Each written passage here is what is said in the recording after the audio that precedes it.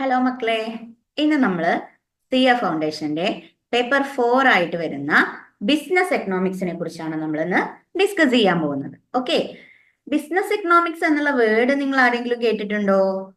ചിലവർ ബിസിനസ് എന്ന് കേട്ടിട്ടുണ്ടാവും, ചിലവർ എക്കണോമിക്സ് എന്ന് കേട്ടിട്ടുണ്ടാവും അല്ലെ. അപ്പൊ നിങ്ങളതില് 10ാം ക്ലാസ് കഴിഞ്ഞവരുണ്ടാവും, +2 കഴിഞ്ഞവരുണ്ടായിരിക്കും, ഡിഗ്രി കഴിഞ്ഞവരുണ്ടായിരിക്കും. ഡിഗ്രിയും +2 കഴിഞ്ഞവരൊക്കെ ചിലപ്പോൾ ഈ എക്കണോമിക്സ് എന്ന് പറയുന്ന വേർഡൊക്കെ കേട്ടിട്ടുണ്ടാവും. ബിസിനസ് എന്ന് പറയുന്ന വേർഡ് എല്ലാവരും കേട്ടിട്ടുണ്ടാവും അല്ലെ. പക്ഷേ ബിസിനസ് എക്കണോമിക്സ് എന്ന് പറയുന്ന ഈ ഒരു പേപ്പർ അല്ലെ നമ്മള് എല്ലാവരും കേൾക്കണമെന്നൊന്നുമില്ല. അപ്പൊ ആ ഒരു ബിസിനസ് എക്കണോമിക്സ് എന്ന് പറയുന്ന പേപ്പർ 4 വരുന്നതിനെ കുറിച്ചാണ് ഇന്ന് നമ്മൾ ഡിസ്കസ് ചെയ്യാൻ പോകുന്നത്. ഓക്കെ, അതിലെ ചാപ്റ്റർ 1 നമ്മൾ പഠിക്കാൻ പോകുന്നത് ബിസിനസ് എക്കണോമിക്സിന്റെ നേച്ചർ, അതിന്റെ സ്കോപ്പ്, അങ്ങനെയുള്ള കാര്യങ്ങളാണ് നമ്മൾ ഇതിൽ പഠിക്കാൻ പോകുന്നത്. ഓക്കെ, അത് 2 യൂണിറ്റുകളായിട്ടാണ് വരുന്നത്. ഒന്നാമത്തെ യൂണിറ്റിൽ നമ്മൾ ബിസിനസ് എക്കണോമിക്സിന്റെ ഇൻട്രൊഡക്ഷൻ ആണ് പറയുന്നത്. ഓക്കെ, അപ്പൊ നമുക്ക് നോക്കാലോ എന്താണ് ഇൻട്രൊഡക്ഷനിൽ ബിസിനസ് എക്കണോമിക്സിൽ പറയുന്നത് എന്നുള്ളത്. ഓക്കെ, അപ്പോ what is business all about അല്ലെ. അതായത് നമ്മൾ എല്ലാവരും കേട്ടിട്ടുള്ള ഒരു വേർഡാണ് എന്ത്? ബിസിനസ് ബിസിനസ് ബിസിനസ് അല്ലെ. ബിസിനസ് എന്ന് പറഞ്ഞു കഴിഞ്ഞാൽ അപ്പൊ എല്ലാവരും കേട്ടിട്ടുണ്ട്. അപ്പൊ ആക്ച്വലി എന്താണ് ഈ ബിസിനസ് എന്നുള്ളത് എല്ലാവർക്കും അറിയണ്ടാവുമല്ലോ അല്ലെ. എന്താണ് ബിസിനസ് എന്ന് പറഞ്ഞു കഴിഞ്ഞാൽ എന്താണ്? Business is a economic activity than it involves the exchange അല്ലെ, the purchase, sale of production of goods and services with a motive to earn profit and satisfy the needs of customers. അല്ലെ, business എന്താണ് എന്ന് ചോദിച്ചു കഴിഞ്ഞാൽ നമുക്ക് അതിനൊരു definition അല്ലെങ്കിൽ ഒരു നിർവചനം കൊടുക്കണം എന്നുണ്ടെങ്കിൽ നമുക്ക് ഇങ്ങനെ പറയാം. എന്ത്? Business is a economic activity that involve the exchange, purchase, sale or production of goods and service with a motive to earn profit and satisfy the needs of customers. അല്ലെ, അപ്പൊ എന്താണ് ആക്ച്വലി ബിസിനസ് എന്ന് പറഞ്ഞു കഴിഞ്ഞാൽ? Business is a economic activity എന്ന് വെച്ച് കഴിഞ്ഞാൽ എന്താണ്? ബിസിനസ് എന്ന് പറയുന്നത് ഒരു സാമ്പത്തിക പ്രവർത്തനമാണ് അല്ലെ, ഒരു സാമ്പത്തിക പ്രവർത്തനമാണ് ബിസിനസ് എന്ന് പറയുന്നത്. എന്തൊക്കെയാണ് ആ പ്രവർത്തനത്തിൽ ഉണ്ടാകുന്ന എന്തൊക്കെയായിരിക്കും? ഇറ്റ് ഇൻവോൾവ് അല്ലെ, എന്തൊക്കെയാണ് അതിൽ ചേരുന്നത്? എന്തൊക്കെയാണ്? ദ എക്സ്ചേഞ്ച് അല്ലെ, അതായത് കൈമാറ്റം നടത്തുന്നു. പിന്നെയോ പർച്ചേസ് അല്ലെ, എന്ത് ചെയ്യാ? നമ്മള് സാധനങ്ങൾ വാങ്ങുന്നു. Sale or production of goods and services അല്ലെ, സാധനങ്ങളും സേവനങ്ങളും പ്രൊഡക്ഷൻ ചെയ്യുക, സെയിൽ ചെയ്യുക, പർച്ചേസ് ചെയ്യുക, എക്സ്ചേഞ്ച് ചെയ്യുക തുടങ്ങിയിട്ടുള്ള പ്രവർത്തനങ്ങൾ ഉൾപ്പെടുന്ന എക്കണോമിക് ആക്ടിവിറ്റിയെയാണ് നമ്മൾ ബിസിനസ് എന്ന പദം കൊണ്ട് അർത്ഥമാക്കുന്നത്. ഓക്കെ, കൂടാതെ വിത്ത് എ മോട്ടീവ്, ഇതിനൊരു മോട്ടീവ് ഉണ്ട് അല്ലെ, ഒരു ലക്ഷ്യമുണ്ട്. എന്താണ് ബിസിനസിന്റെ ലക്ഷ്യം? ടു ഏൺ പ്രോഫിറ്റ് അല്ലെ. എന്താണ് ലക്ഷ്യം? എന്താണ്? To motive, to earn profit. നമുക്ക് എന്ത് വേണം? പ്രോഫിറ്റ്, ലാഭം കിട്ടുന്നതിന് എന്ന് വേണ്ടിയിട്ടാണ് നമ്മൾ എന്ത് ചെയ്യുന്നത്? ബിസിനസ് ചെയ്യുന്നത്. ഓക്കെ, എന്നാൽ ഒരു ബിസിനസ്സുകാരന്റെ ലക്ഷ്യം ലാഭം മാത്രം പോരാ. എന്ത് വേണം? Satisfy the needs of customers. Okay, ഒരു കസ്റ്റമേഴ്സിന്റെ സാറ്റിസ്ഫാക്ഷനും കൂടി ഒരു ബിസിനസ്സിൽ ഉണ്ടാവണം. ഓക്കെ, അപ്പൊ business is a economic activity. അപ്പൊ ബിസിനസ് എന്ന് പറഞ്ഞു കഴിഞ്ഞാൽ എന്താണ്? ഒരു എക്കണോമിക് ആക്ടിവിറ്റി ആണ്. അതിൽ എന്തൊക്കെ ഉണ്ടായിരിക്കണം എന്ന് പറയുന്നത്? ഒരു ഗുഡ്സ് ആൻഡ് സർവീസിന്റെ, അതായത് സാധനങ്ങളുടെയും സേവനങ്ങളുടെയും ഉൽപാദനം അല്ലെ, അതേപോലെ തന്നെ സെയിൽ, എന്താണ്? വിൽക്കുന്നത്, പർച്ചേസ്, വാങ്ങുന്നത് അല്ലെ, പിന്നെയോ എക്സ്ചേഞ്ച്, കൈമാറ്റം നടത്തുന്നത്. ഓക്കെ, ഒരു സാധനങ്ങളുടെയും സേവനങ്ങളുടെയും പ്രൊഡക്ഷൻ, സെയില്, പർച്ചേസ്, എക്സ്ചേഞ്ച്, ഇങ്ങനെയുള്ള എല്ലാ ആക്ടിവിറ്റികളും കൂടി ചേരുന്ന ഒന്നിനെയാണ് നമ്മൾ എന്ത് പറയുന്നത്? ബിസിനസ് എന്ന് പറയുന്നത്. ഓക്കെ, ഒരു ബിസിനസിന്റെ മോട്ടീവ് എന്ന് പറയുന്നത് എന്തായിരിക്കണം? ഏൺ പ്രോഫിറ്റ്, നമുക്ക് ലാഭം നേടുക എന്നുള്ളതായിരിക്കണം. കൂടാതെ എന്തും കൂടി വേണം? To satisfy the needs of customers, കസ്റ്റമേഴ്സിന്റെ ആവശ്യങ്ങളെ സാറ്റിസ്ഫൈ ചെയ്യാനും ഒരു ബിസിനസ്സിന് കഴിയണം. അപ്പൊ മനസ്സിലായല്ലോ എന്താണ് എല്ലാവർക്കും ബിസിനസ് എന്നുള്ളത്? ബിസിനസ് എന്താണെന്ന് ചോദിച്ചു കഴിഞ്ഞാൽ നമുക്കൊരു ഉത്തരം കിട്ടിയില്ലേ? എന്താണ്? കസ്റ്റമേഴ്സിന്റെ ആവശ്യങ്ങൾ സാറ്റിസ്ഫൈ ചെയ്യുന്നതും ലാഭം നേടുന്നതും സാധനങ്ങളുടെയും സേവനങ്ങളുടെയും പ്രൊഡക്ഷൻ, സെയിൽ, പർച്ചേസ്, എക്സ്ചേഞ്ച് ഇതെല്ലാം ഉൾപ്പെടുന്ന ഒരു എക്കണോമിക് ആക്ടിവിറ്റിയെ വിളിക്കുന്ന പേരാണ് ബിസിനസ് എന്ന് പറയുന്നത്. ഓക്കെ, ഇനി ബിസിനസ്സിലേക്ക് വരുമ്പോ business can be both profit or non profit organisations. അപ്പൊ ബിസിനസ് എന്ന് പറയുമ്പോൾ അവിടെ പ്രോഫിറ്റ് ഉള്ള ബിസിനസ്സും ഉണ്ട്, നോൺ പ്രോഫിറ്റ് ആയിട്ടുള്ള ബിസിനസ്സുകളും നമുക്കിന്ന് കാണാൻ കഴിയും. ഓക്കെ, വെറും ലാഭം മാത്രം പ്രതീക്ഷിച്ചുകൊണ്ടല്ല, ലാഭം ഇല്ലാതെ പ്രവർത്തിക്കുന്ന ഒരുപാട് ബിസിനസ് സ്ഥാപനങ്ങൾ ഇന്നുണ്ട്. Okay, to gain profit or achieve a social cause respectively. Okay, profit earn ചെയ്യുന്ന ഒരു ബിസിനസ് ആണെന്നുണ്ടെങ്കിൽ അവരുടെ ലക്ഷ്യം പ്രോഫിറ്റ് ആയിരിക്കും. പക്ഷേ നോൺ പ്രോഫിറ്റ് ഓർഗനൈസേഷന്റെ ലക്ഷ്യം എന്ന് പറയുന്നത് എന്താണ്? സോഷ്യൽ വെൽഫെയർ ആയിരിക്കും. അവിടെ അവർക്ക് എന്ത് വേണ്ട? പ്രോഫിറ്റ് എന്ന് പറയുന്നത് ലക്ഷ്യം ആയിരിക്കില്ല. അപ്പൊ എല്ലാവർക്കും മനസ്സിലായിട്ടുണ്ടാവുമല്ലോ ബിസിനസ് എന്ന് പറഞ്ഞു കഴിഞ്ഞാൽ എന്താണ് എന്നുള്ളത്.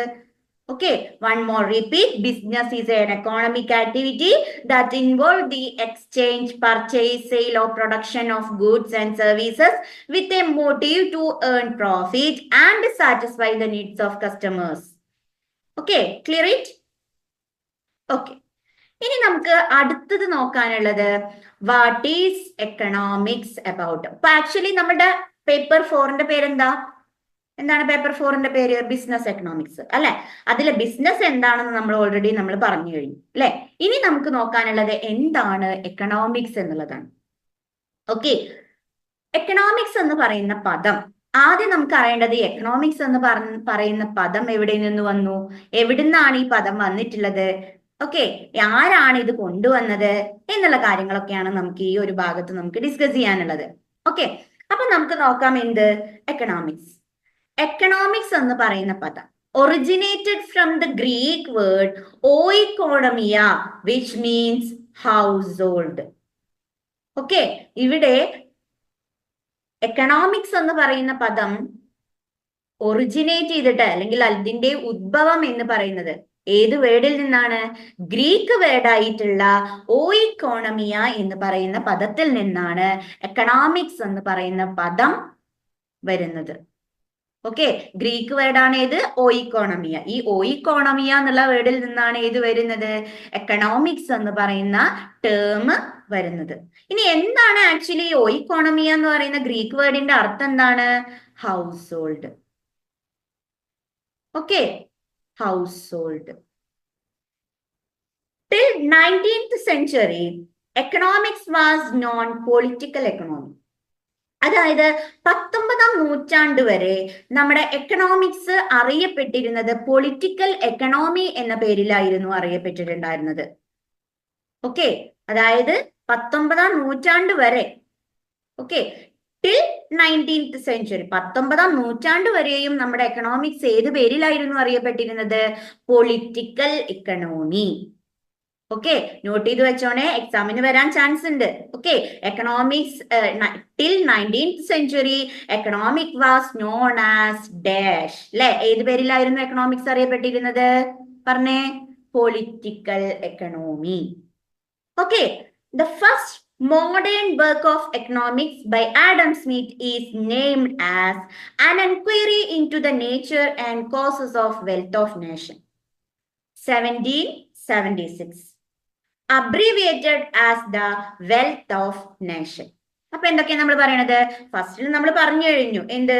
എക്കണോമിക്സ് എന്ന് പറയുന്ന പദം ഗ്രീക്ക് വേർഡിൽ നിന്ന് വന്നു. ഗ്രീക്ക് വേർഡായിട്ടുള്ള ഓയിക്കോണമിയ എന്ന് പറയുന്ന പദത്തിൽ നിന്നാണ് എക്കണോമിക്സ് എന്ന് പറഞ്ഞ പദം വന്നിട്ടുള്ളത്. ഇതിന്റെ അർത്ഥം എന്ന് പറഞ്ഞു കഴിഞ്ഞാൽ എന്താണ്? ഹൗസ് ഹോൾഡ് അല്ലെ. അതായത് എന്താണ്? കുടുംബം അല്ലെങ്കിൽ വീട്. ഓക്കെ, പിന്നെയോ ടിൽ 19th century, അതായത് 19ാം നൂറ്റാണ്ട് വരെയും നമ്മൾ എക്കണോമിക്സ് അറിയപ്പെട്ടിരുന്നത് പൊളിറ്റിക്കൽ എക്കണോമി എന്ന പേരിലായിരുന്നു അറിയപ്പെട്ടിരുന്നത്. ഓക്കെ, ഇനി എക്കണോമിക്സ് എന്ന് പറയുന്ന പദം അല്ലെങ്കിൽ എക്കണോമിക്സ് എന്ന് പറയുന്നത് ആദ്യമായിട്ട് ഉപയോഗിക്കുന്നത് ആരായിരുന്നു എന്ന് പറയാം? ആഡം സ്മിത്ത് ആണ്. Okay, father of modern economics ആരാണെന്ന് ചോദിച്ചു കഴിഞ്ഞാലും നമ്മൾ എഴുതണം എന്ത്? Adam Smith. Okay, Adam Smith ആണ് നമ്മളുടെ എക്കണോമിക്സിന് പുതിയൊരു മാറ്റവും പുതിയൊരു ശൈലിയും ഒക്കെ കൊണ്ടുവരുന്നത്. Okay, first modern work of economics. അതേപോലെ തന്നെ ആഡം സ്മിത്ത് ആണ് ഫാദർ ഓഫ് എക്കണോമിക്സ്, അല്ലെ? എക്കണോമിക്സിന്റെ പിതാവ് ആരാണ് എന്ന് ചോദിച്ചു കഴിഞ്ഞാൽ ആരെ നമ്മൾ പറയാ? Adam Smith. ഓക്കെ, അദ്ദേഹമാണ് എക്കണോമിക്സിനെ ഇത്ര വലിയ രീതിയിൽ പ്രാബല്യത്തിലേക്ക് എത്തിച്ച വ്യക്തി. അതുകൊണ്ട് തന്നെ അദ്ദേഹത്തിന്റെ ഫേമസ് വർക്കും നമ്മൾ പഠിക്കേണ്ടതുണ്ട്.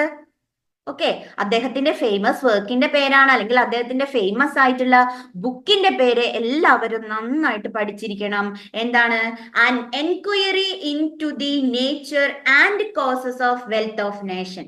1776 അദ്ദേഹത്തിന്റെ ഈ ഫേമസ് ആയിട്ടുള്ള ബുക്ക് ഇറക്കുന്നത്. ഓക്കെ, എന്താണ് ആഡം സ്മിത്തിന്റെ ബുക്കിന്റെ പേരെന്താണ്?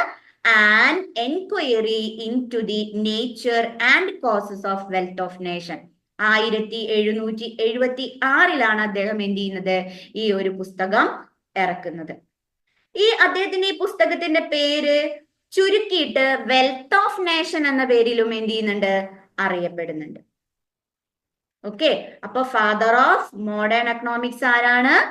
Adam Smith. ആഡം സ്മിത്തിന്റെ ഫേമസ് ആയിട്ടുള്ള ബുക്കിന്റെ പേരെന്താണ്? An enquiry into the nature and causes of wealth of nation. ഈ ഒരു ബുക്ക് ചുരുക്കിയിട്ട് നമ്മൾ ഏത് പേരിലാണ് അറിയപ്പെടുന്നത്?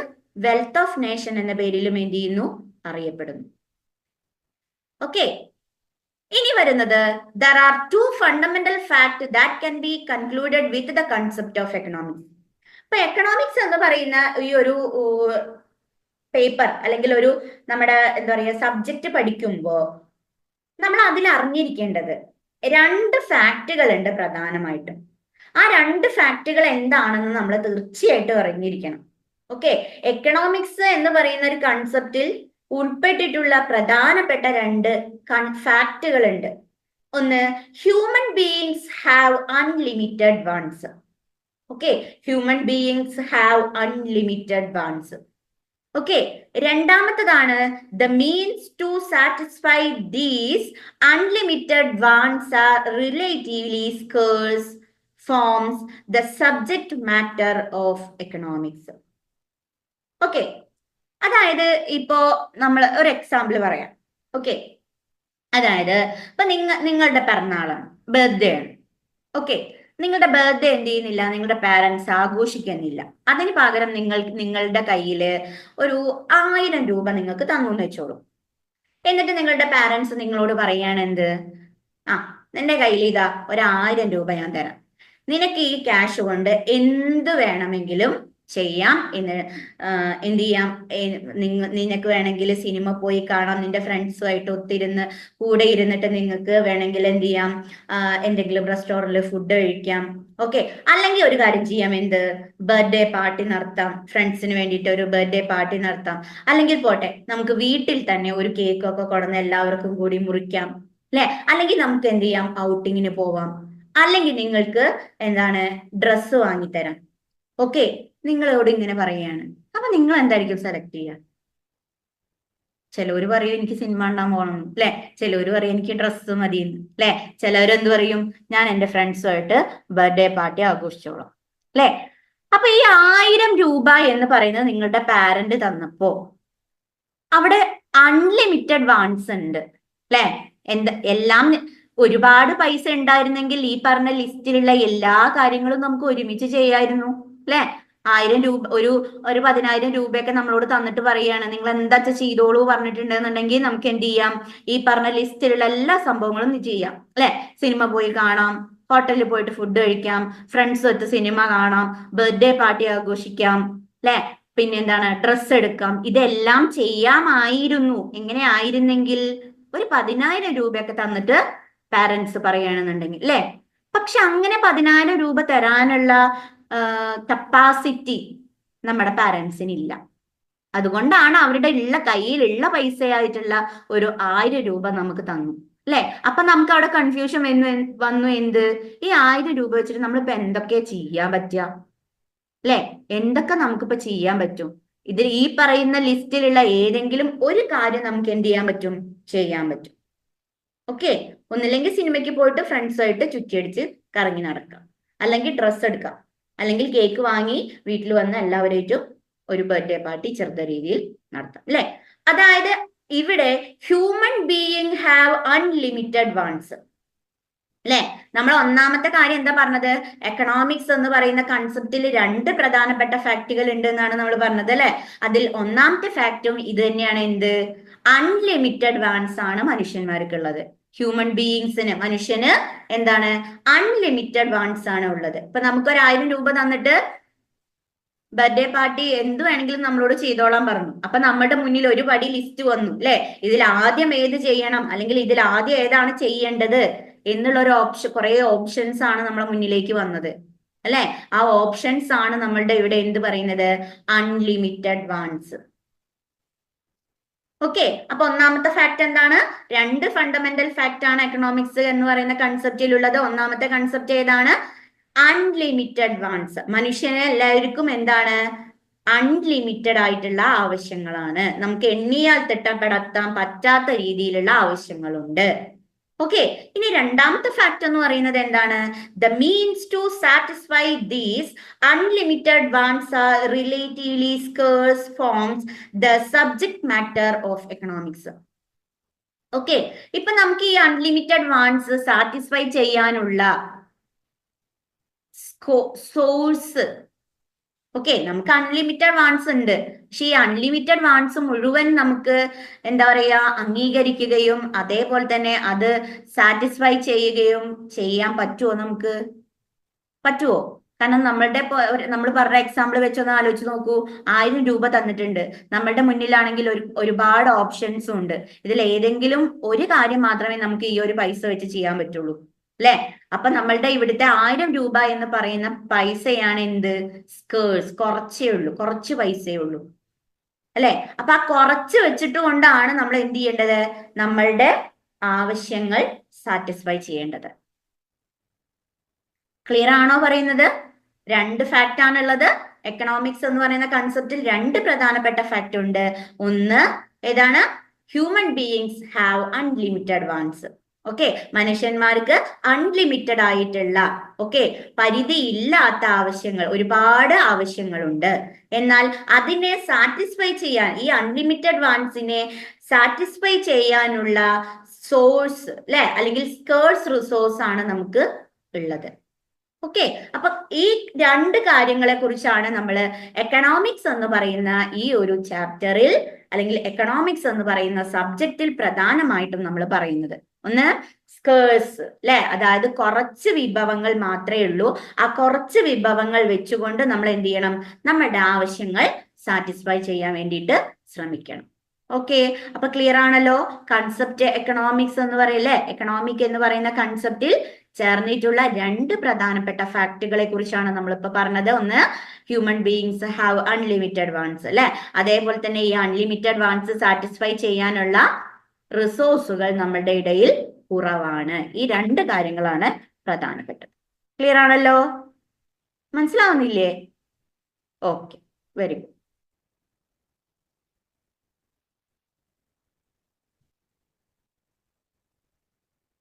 ഇനി വരുന്നത് ഇപ്പൊ ബിസിനസ് എന്താണ്, എക്കണോമിക്സ് എന്താണെന്ന് പറഞ്ഞു കഴിഞ്ഞു അല്ലെ.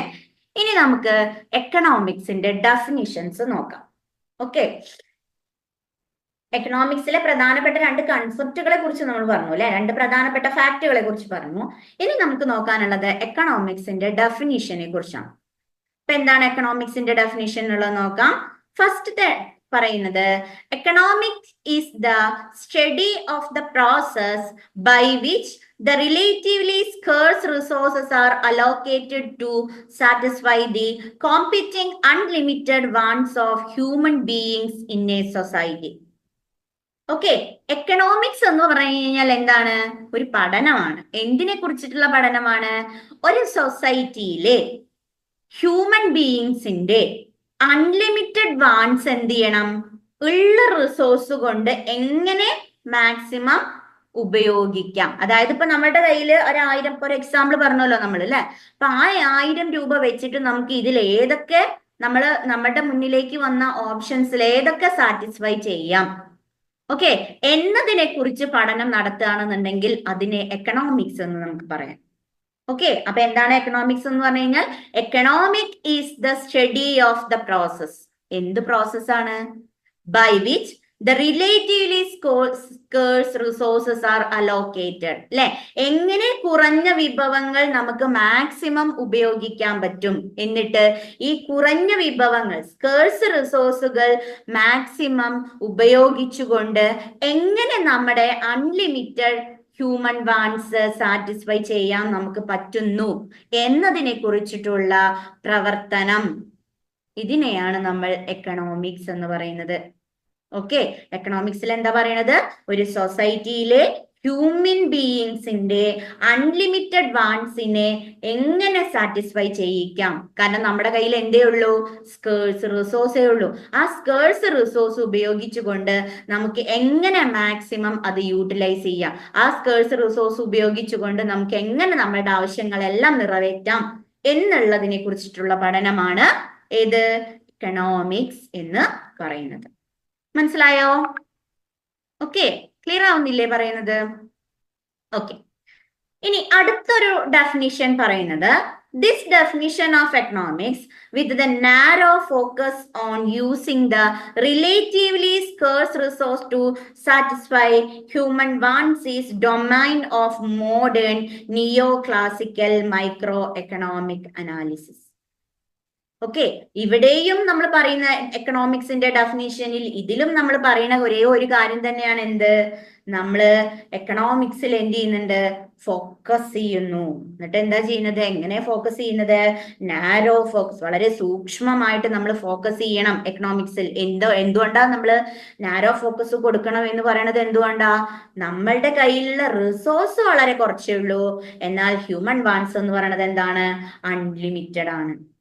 ഓക്കെ, അപ്പൊ ആ ഉള്ള റിസോഴ്സ് കൊണ്ട് നമുക്ക് ഈ ആവശ്യങ്ങളെല്ലാം നമുക്ക് നിറവേറ്റാൻ വേണ്ടിയിട്ട് നമുക്ക് മാക്സിമം ശ്രമിക്കാം. ഓക്കെ, ഇതാണ് നിയോ ക്ലാസിക്കൽ മൈക്രോ എക്കണോമിക് അനാലിസിസ് എന്ന് പറയുന്നത്. ഓക്കെ, ഇവിടെ modern neo classical micro economic analysis എന്ന പേരിൽ ഇത് എന്ത് ചെയ്യുന്നു? അറിയപ്പെടുന്നു. ഓക്കെ, അപ്പൊ എന്തൊക്കെയാണ് നമ്മൾ പറയുന്നത്? ഡെഫിനിഷൻ ആണ് നമ്മളിപ്പോ പറഞ്ഞുകൊണ്ടിരിക്കുന്നത്. ഡെഫിനിഷനിൽ എന്താ പറയുന്നത്? This definition of economics with the narrow focus on using the relatively scarce resource to satisfy human wants is domain of modern neo classical micro economic analysis. അല്ലെ, എക്കണോമിക്സ് എന്ന് പറയുന്ന ഡെഫിനിഷനിൽ എന്താ പറയുന്നത്? ഇവിടെ നമ്മൾ ഒരു നാരോ ഫോക്കസ് ആണ് ചെയ്യുന്നത്. നാരോ ഫോക്കസ് യൂസ് ചെയ്തുകൊണ്ട് നമ്മൾ ഉള്ള വിഭവങ്ങൾ എങ്ങനെയൊക്കെ മാക്സിമം നമുക്ക് ഹ്യൂമൻ വാണ്ട്സ് സാറ്റിസ്ഫൈ ചെയ്യുന്നതിന് വേണ്ടി ഉപയോഗിക്കാം എന്നതിനെ കുറിച്ചാണ് ഇവിടെ പറയുന്നത്. ഇതിനെ നമുക്ക് modern neo classical micro economic analysis എന്ന പേരിലും അറിയപ്പെടുന്നു. ഓക്കെ, ദെൻ ഇനി നമുക്ക് ഇപ്പൊ എന്താണ് എക്കണോമിക്സ് എന്നും എന്താണ് ബിസിനസ് എന്നുള്ളത് എല്ലാവർക്കും മനസ്സിലായല്ലോ അല്ലെ? ഇനി നമുക്ക് പറയാനുള്ളത് എന്താണ്, നമ്മളെ പേപ്പറിന്റെ പേര് ഇപ്പോഴേ എത്തിയിട്ടുള്ളൂ അല്ലെ? നമ്മുടെ പേപ്പറിന്റെ പേരെന്താണ്? പേപ്പർ 4ന്റെ പേരെന്താ? ബിസിനസ് എക്കണോമിക്സ് അല്ലെ? അപ്പൊ ഇനി നമുക്ക് എന്താണ് ഈ ഒരു ബിസിനസ് എക്കണോമിക്സ് എന്നുള്ളത് നോക്കാം. ബിസിനസ് എക്കണോമിക്സിന്റെ അർത്ഥം എന്താണ് എന്നുള്ളതാണ് ഇനി പറയാം. ഓക്കെ, നോക്കാം. Decision making refers to the process of selecting an appropriate alternative that will provide the most efficient means of attaining a desired end from two or more alternative course of action. ഇനി എന്താണ് ഇവിടെ business economics എന്ന് പറഞ്ഞു കഴിഞ്ഞാല്? Business economic refers to decision making, അതായത് തീരുമാനങ്ങൾ എടുക്കുന്ന ഒരു പ്രവർത്തനമാണ്. ഓക്കെ, അതായത് തീരുമാനം എടുക്കണം എന്ന് പറയുന്ന ഒരു പ്രവർത്തനം ഇങ്ങനെ വരാൻ എന്താണ് ഇവിടെ കാരണം? എന്താ?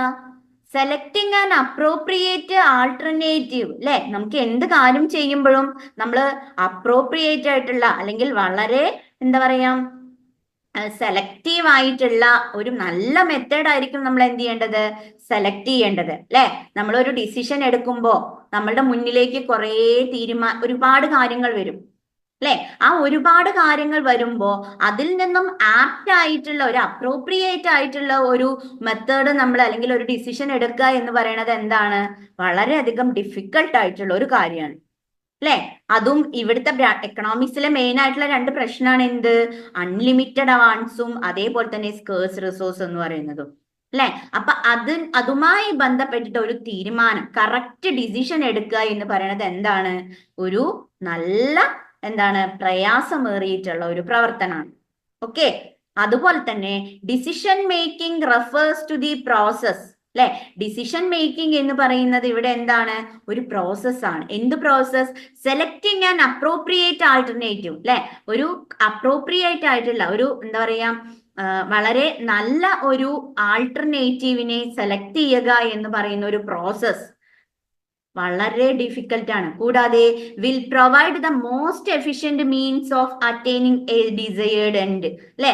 നമ്മൾ സെലക്ട് ചെയ്യുന്ന തീരുമാനത്തിലൂടെ നമ്മൾ എന്ത് ചെയ്യാം? നമ്മുടെ ആഗ്രഹങ്ങളും എന്ത് ചെയ്യണം? സാറ്റിസ്ഫൈ ചെയ്യണം. അല്ലെ? അപ്പോ ചിലപ്പോ എന്ത് ചെയ്യേണ്ടി വരും? ഒന്നോ രണ്ടോ അല്ലെ, അല്ലെങ്കിൽ രണ്ടോ അതിലധികമോ എന്തുണ്ടായിരിക്കും?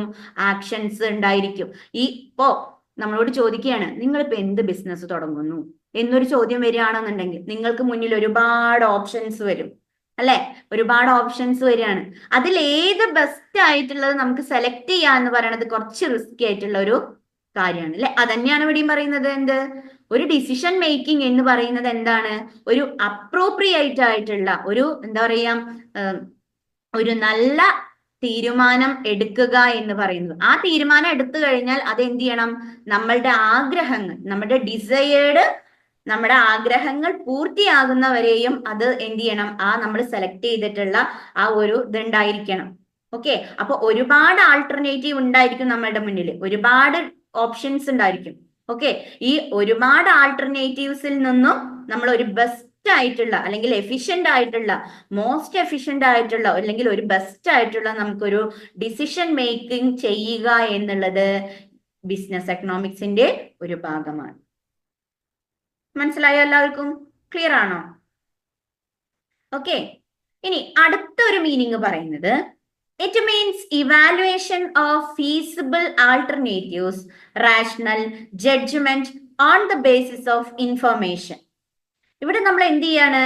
ഈ ആൾട്ടർനേറ്റീവ്സിന്റെ, അതായത് ഈ ഓപ്ഷൻസിന്റെ ഒക്കെ എന്താണ്?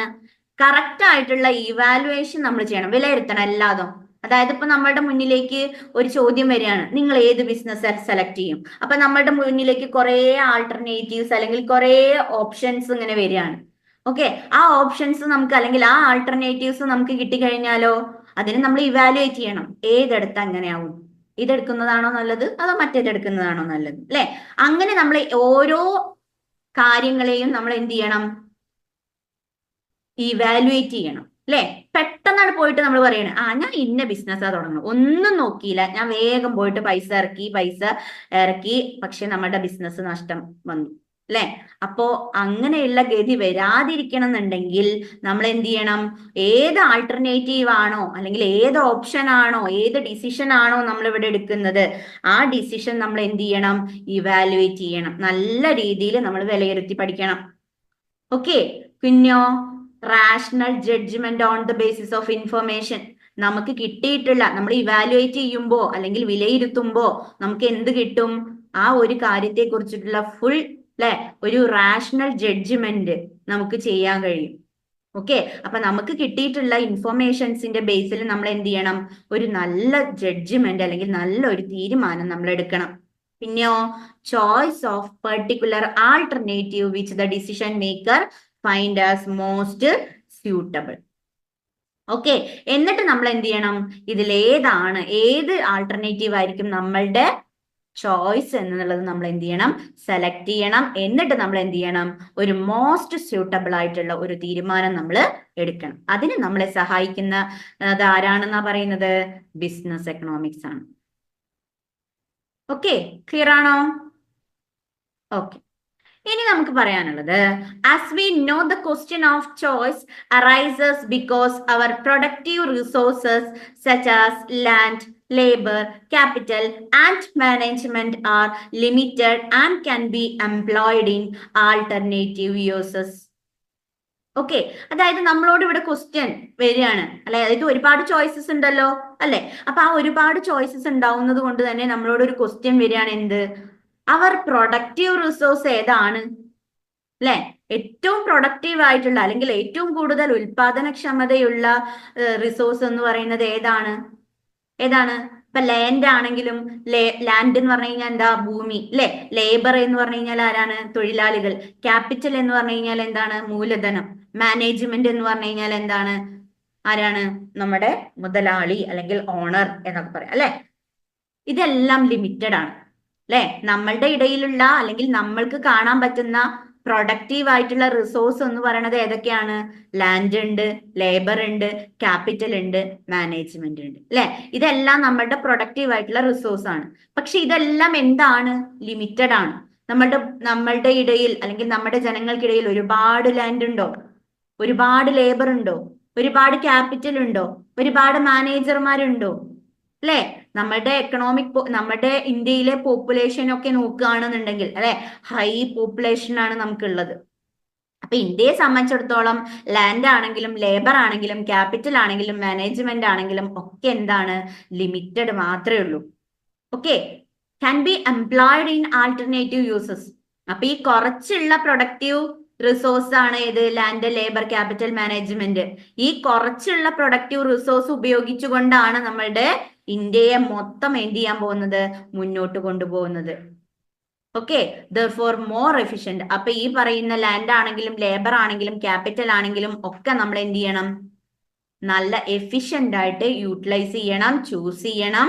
ഓക്കെ, ലെസ് എഫിഷ്യന്റ് ഏതാണോ, അതായത് തീരെ നടക്കാത്ത, ഇപ്പൊ എന്താ പറയാ, ഒരു ലേബറിനെ സെലക്ട് ചെയ്യാണ്, അല്ലെ? ഒരു ലേബർ എന്ന് പറയുന്നത് എന്താണ്? ഒരു പ്രൊഡക്റ്റീവ് റിസോഴ്സ് ആണ്, അല്ലെ? അപ്പൊ ആ ഒരു പ്രൊഡക്റ്റീവ്, ഇപ്പൊ ഒരു 10 ലേബറിനെ നമ്മൾ സെലക്ട് ചെയ്തു എന്ന് വെച്ചോളൂ. ഓക്കെ, അതിൽ 9 പേരും നല്ല രീതിയിൽ പണിയെടുക്കുന്നുണ്ട്. ഓക്കെ, ഒരാള് മാത്രം എന്താ പറയാ, മടിയും കാര്യങ്ങളും കറക്റ്റ് ആയിട്ട് ജോലിയൊന്നും ചെയ്യുന്നില്ല. അപ്പൊ എന്തായിരിക്കും നമ്മളെ ബിസിനസ്സിലുള്ള ആൾക്കാർ എന്താ ചെയ്യുക? അവര് റിജക്ട് ചെയ്യില്ലേ? കാരണം എഫിഷ്യന്റ് ആയിട്ടുള്ള ആളുകളെയാണ് നമ്മൾ എന്ത് ചെയ്യേണ്ടത്? ചൂസ് ചെയ്യേണ്ടത്. Must be chosen. Okay, efficient ആയിട്ടുള്ള ആൾട്ടർനേറ്റീവിനെയാണ് നമ്മൾ എന്ത് ചെയ്യേണ്ടത്? ചൂസൺ ചെയ്യേണ്ടത്, അല്ലെ? എന്നാൽ ലെസ് എഫിഷ്യന്റ് ആയിട്ടുള്ള, അതായത് തീരെ ഒന്നും നടക്കുന്നില്ല അല്ലെങ്കിൽ നമുക്ക് വേണ്ടത്ര പ്രൊഡക്ടിവിറ്റി കിട്ടുന്നില്ല എങ്കിൽ അതിനെ ജസ്റ്റ് റിജക്റ്റഡ്. നമ്മൾ എന്താ ചെയ്യേണ്ടത്? അതിനെ ഒരിക്കലും നമ്മൾ ഉപയോഗപ്പെടുത്തരുത്. നമ്മൾ എന്താ ചെയ്യേണ്ടത്? റിജക്റ്റ് ചെയ്യാണ് ചെയ്യേണ്ടത്. ഓക്കെ, ക്ലിയർ ആണോ? അപ്പൊ എന്താ നമ്മൾ ചെയ്യുന്നത്? നമ്മളുടെ മുന്നിലേക്ക് ഒരുപാട് ചോദ്യങ്ങൾ വരും, അല്ലെ? എന്താണ്? പ്രൊഡക്റ്റീവ് റിസോഴ്സിനെ നമ്മൾ എങ്ങനെ ഉപയോഗപ്പെടുത്താം? പ്രൊഡക്റ്റീവ് റിസോഴ്സ് എന്ന് പറയുമ്പോൾ എന്താണ്? ലാൻഡ്, ലേബർ, ക്യാപിറ്റൽ, എന്റർപ്രണർ, അല്ലെ? അല്ലെങ്കിൽ മാനേജ്മെന്റ്. ഇതെല്ലാമാണ് നമ്മുടെ പ്രൊഡക്റ്റീവ് റിസോഴ്സ് എന്ന് പറയുന്നത്. ഈ പ്രൊഡക്റ്റീവ് റിസോഴ്സിൽ തന്നെ ഇതെല്ലാം ലിമിറ്റഡ് ആണ്, അല്ലെ? അപ്പൊ ഇതിനെ നമ്മൾ എന്ത് ചെയ്യണം? എഫക്റ്റീവ് ആയിട്ട് യൂട്ടിലൈസ് ചെയ്യണം. ഓക്കെ, എങ്ങനെയാണ് നമ്മൾ ഇത് യൂട്ടിലൈസ് ചെയ്യേണ്ടത്? അതായത് മോർ എഫിഷ്യന്റ് ആയിട്ടുള്ള ഒരു ആൾട്ടർനേറ്റീവ് നമ്മൾ ചൂസ് ചെയ്യണം. എന്നിട്ടോ ലെസ് എഫിഷ്യന്റ് ആയിട്ടുള്ള ആൾട്ടർനേറ്റീവ്സിനെ നമ്മൾ എന്ത് ചെയ്യുക? ജസ്റ്റ് റിജക്റ്റ്, നമ്മൾ ഒഴിവാക്കുകയും ചെയ്യും. ഓക്കെ, ക്ലിയർ അല്ലേ? മൂന്നാമത്തെ പോയിന്റ്. ഓക്കെ, ഇതെല്ലാം ബിസിനസ് എക്കണോമിക്സിന്റെ പലതരത്തിലുള്ള മീനിങ്സ് ആണ് കേട്ടോ വരുന്നത്. ഓക്കെ, ഇനി വരുന്നത് നാലാമത്തത് business economics also referred as managerial economics referred to the integration of economic theory with business practice. അതായത് ബിസിനസ് എക്കണോമിക്സ് എന്ന് പറയുമ്പോൾ ആക്ച്വലി ഇവിടെ എന്താ സംഭവിക്കുന്നത്? നമ്മുടെ എന്താ പറയാ, എക്കണോമിക് ആയിട്ടുള്ള, അതായത് സാമ്പത്തികപരമായിട്ടുള്ള തിയറികളും ബിസിനസ് പ്രവർത്തനങ്ങളും കൂടി ഇന്റഗ്രേറ്റ് ചെയ്തു വരുന്നതാണ് മാനേജീരിയൽ എക്കണോമിക്സ് അല്ലെങ്കിൽ ബിസിനസ് എക്കണോമിക്സ് എന്ന പേരിൽ അറിയപ്പെടുന്നത്. അപ്പൊ എന്തൊക്കെയാണ് ബിസിനസ് എക്കണോമിക്സിൽ അല്ലെങ്കിൽ മാനേജീരിയൽ എക്കണോമിക്സിൽ എന്തൊക്കെയാണ് ഉൾപ്പെടുത്തിയിട്ടുള്ളത്? ഇന്റഗ്രേഷൻ ഓഫ് എക്കണോമിക് തിയറി, അല്ലെ? എക്കണോമിക് തിയറിയും ബിസിനസ് പ്രാക്ടീസും കൂടി ചേർന്നതാണ് ഏതെന്ന് പറയുന്നത്? മാനേജീരിയൽ എക്കണോമിക്സ് അല്ലെങ്കിൽ ബിസിനസ് എക്കണോമിക്സ് എന്ന് പറയുന്നത്. ഓക്കെ, മനസ്സിലായോ? ഓക്കെ, ഇനി വരുന്നത് അടുത്തത് എന്ന് പറയുന്നത് എന്താണ്? അടുത്തത് എന്താ? Business economics applies tools of economics to make business decision making. ഇനി എന്തിനാണ് നമ്മൾ ആക്ച്വലി ബിസിനസ് എക്കണോമിക്സ് അപ്ലൈ ചെയ്യുന്നത്? എന്തിനാ? ഈ business economic applies tools of economics to make business decision making. ഒരു ബിസിനസ്സിലെ ഡിസിഷൻ എന്ന് പറയുന്നത് വളരെ ഇമ്പോർട്ടന്റ് ആണ് അല്ലെ. ബിസിനസ്സിൽ ഒരു തീരുമാനം എടുക്കുമ്പോൾ അത് വളരെ ഇമ്പോർട്ടന്റ് ആണ്. കാരണം ആ ബിസിനസ്സിനെ ഉയരത്തിലേക്ക് കൊണ്ടുവരാനും അല്ലെ അതിനെ മുന്നോട്ട് നയിക്കുന്നതും ബിസിനസ്സിൽ എടുക്കുന്ന ഓരോ തീരുമാനങ്ങളാണ്. അപ്പൊ ബിസിനസ്സിലെ ഓരോ ഡിസിഷൻ മേക്കിങ്ങിനും വളരെയധികം പ്രിയോറിറ്റി ഉണ്ട്. അപ്പൊ ബിസിനസ്സിലെ ഡിസിഷൻ മേക്കിംഗ് പ്രോസസ്സിന് സഹായിക്കുന്നത് എക്കണോമിക് ടൂൾസുകളാണ് എന്നുള്ളതാണ്. ഓക്കെ, അപ്പൊ ബിസിനസ് എക്കണോമിക്സിൽ എന്തിനാ നമ്മൾ എക്കണോമിക്സ് പഠിക്കുന്നതെന്ന് വെച്ച് കഴിഞ്ഞാൽ നമ്മൾ എന്തിനാ പറയാ, ബിസിനസ്സിലെ ഡിസിഷൻ മേക്കിംഗ് പ്രോസസ്സിന് എക്കണോമിക് ടൂൾസുകൾ നമ്മൾ എന്ത് ചെയ്യുന്നു, ഉപയോഗിക്കുന്നു. ഓക്കെ, ക്ലിയർ ആണോ? ഓക്കെ, അപ്പൊ ഇത്രയാണ് ബിസിനസ് ഓഫ് എക്കണോമിക്സിന്റെ മീനിങ്സിൽ വരുന്നത്. ഓക്കെ, ഇനി അതിന്റെ ബാക്കി എന്തൊക്കെയാണ്?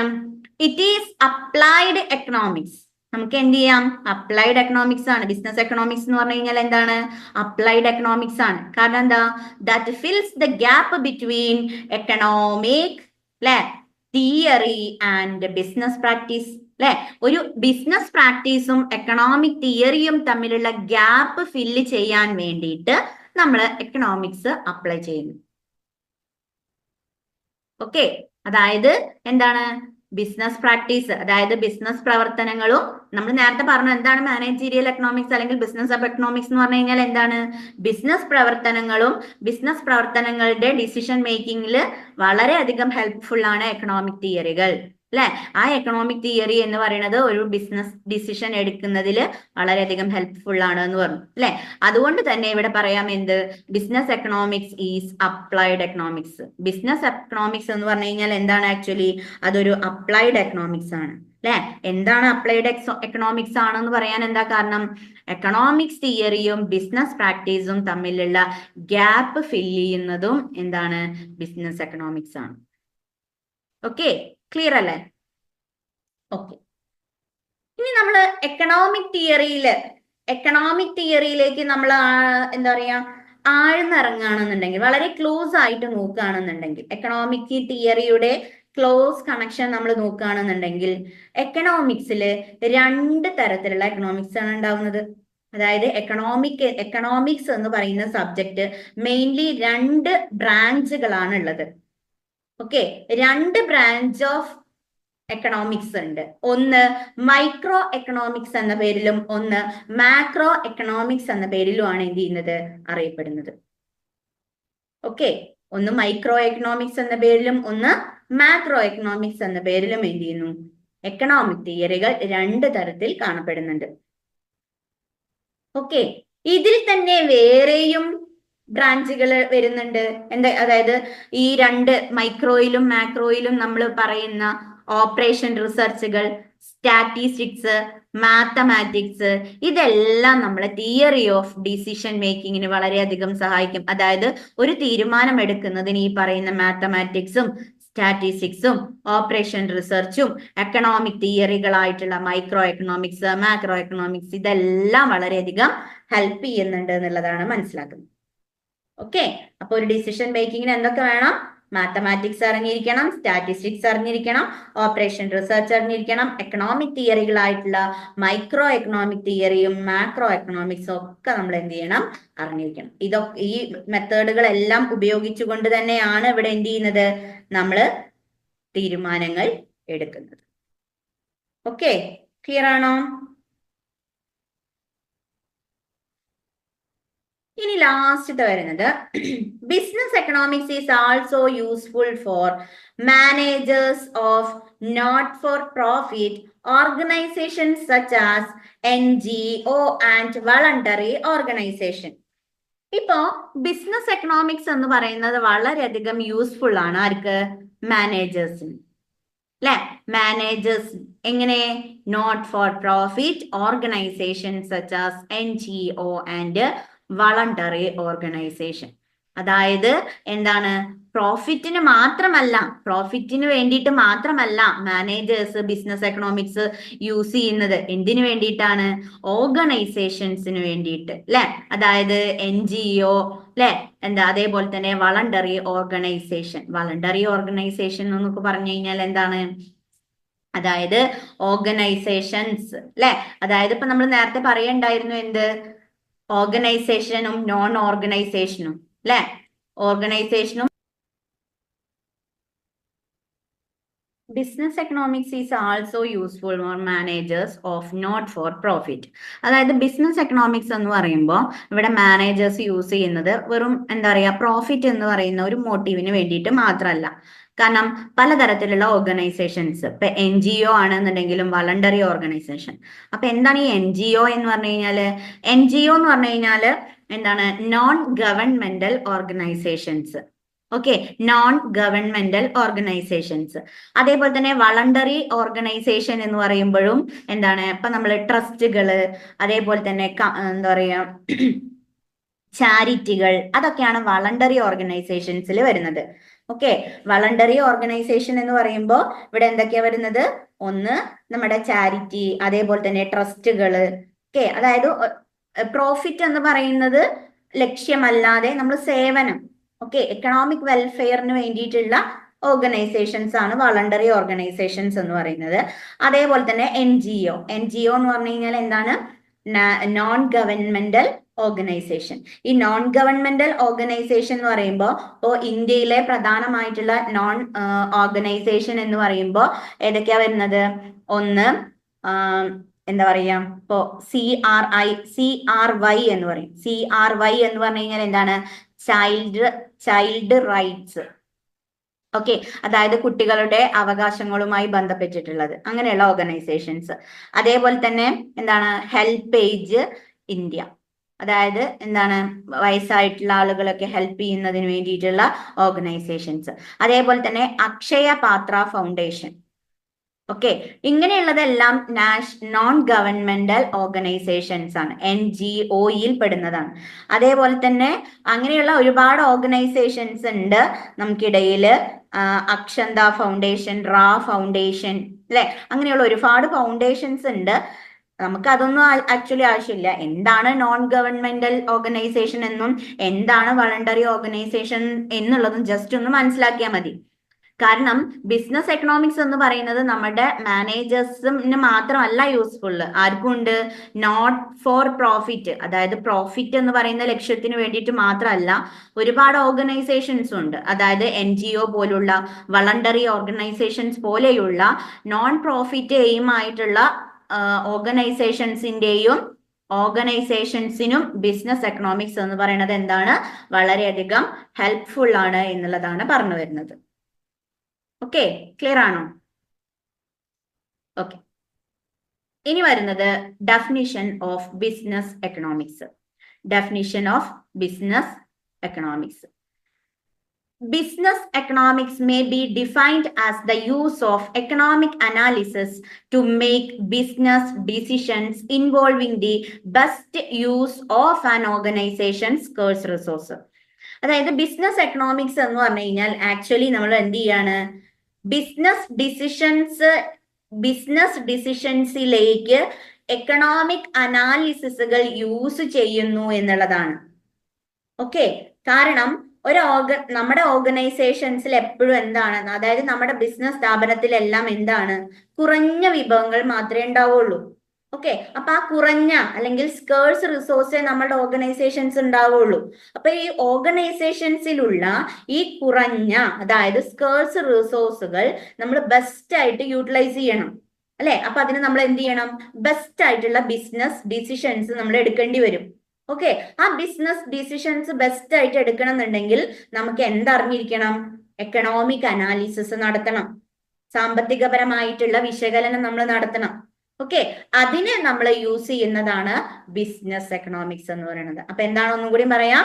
സ്കേഴ്സ് റിസോഴ്സുകൾ. ഓക്കെ, ഓർഗനൈസേഷൻസിന് എപ്പോഴും സ്കേഴ്സ് റിസോഴ്സ് ആണ്. സ്കേഴ്സ് എന്ന് പറഞ്ഞു കഴിഞ്ഞാൽ കുറഞ്ഞ, ദൗർലഭ്യം.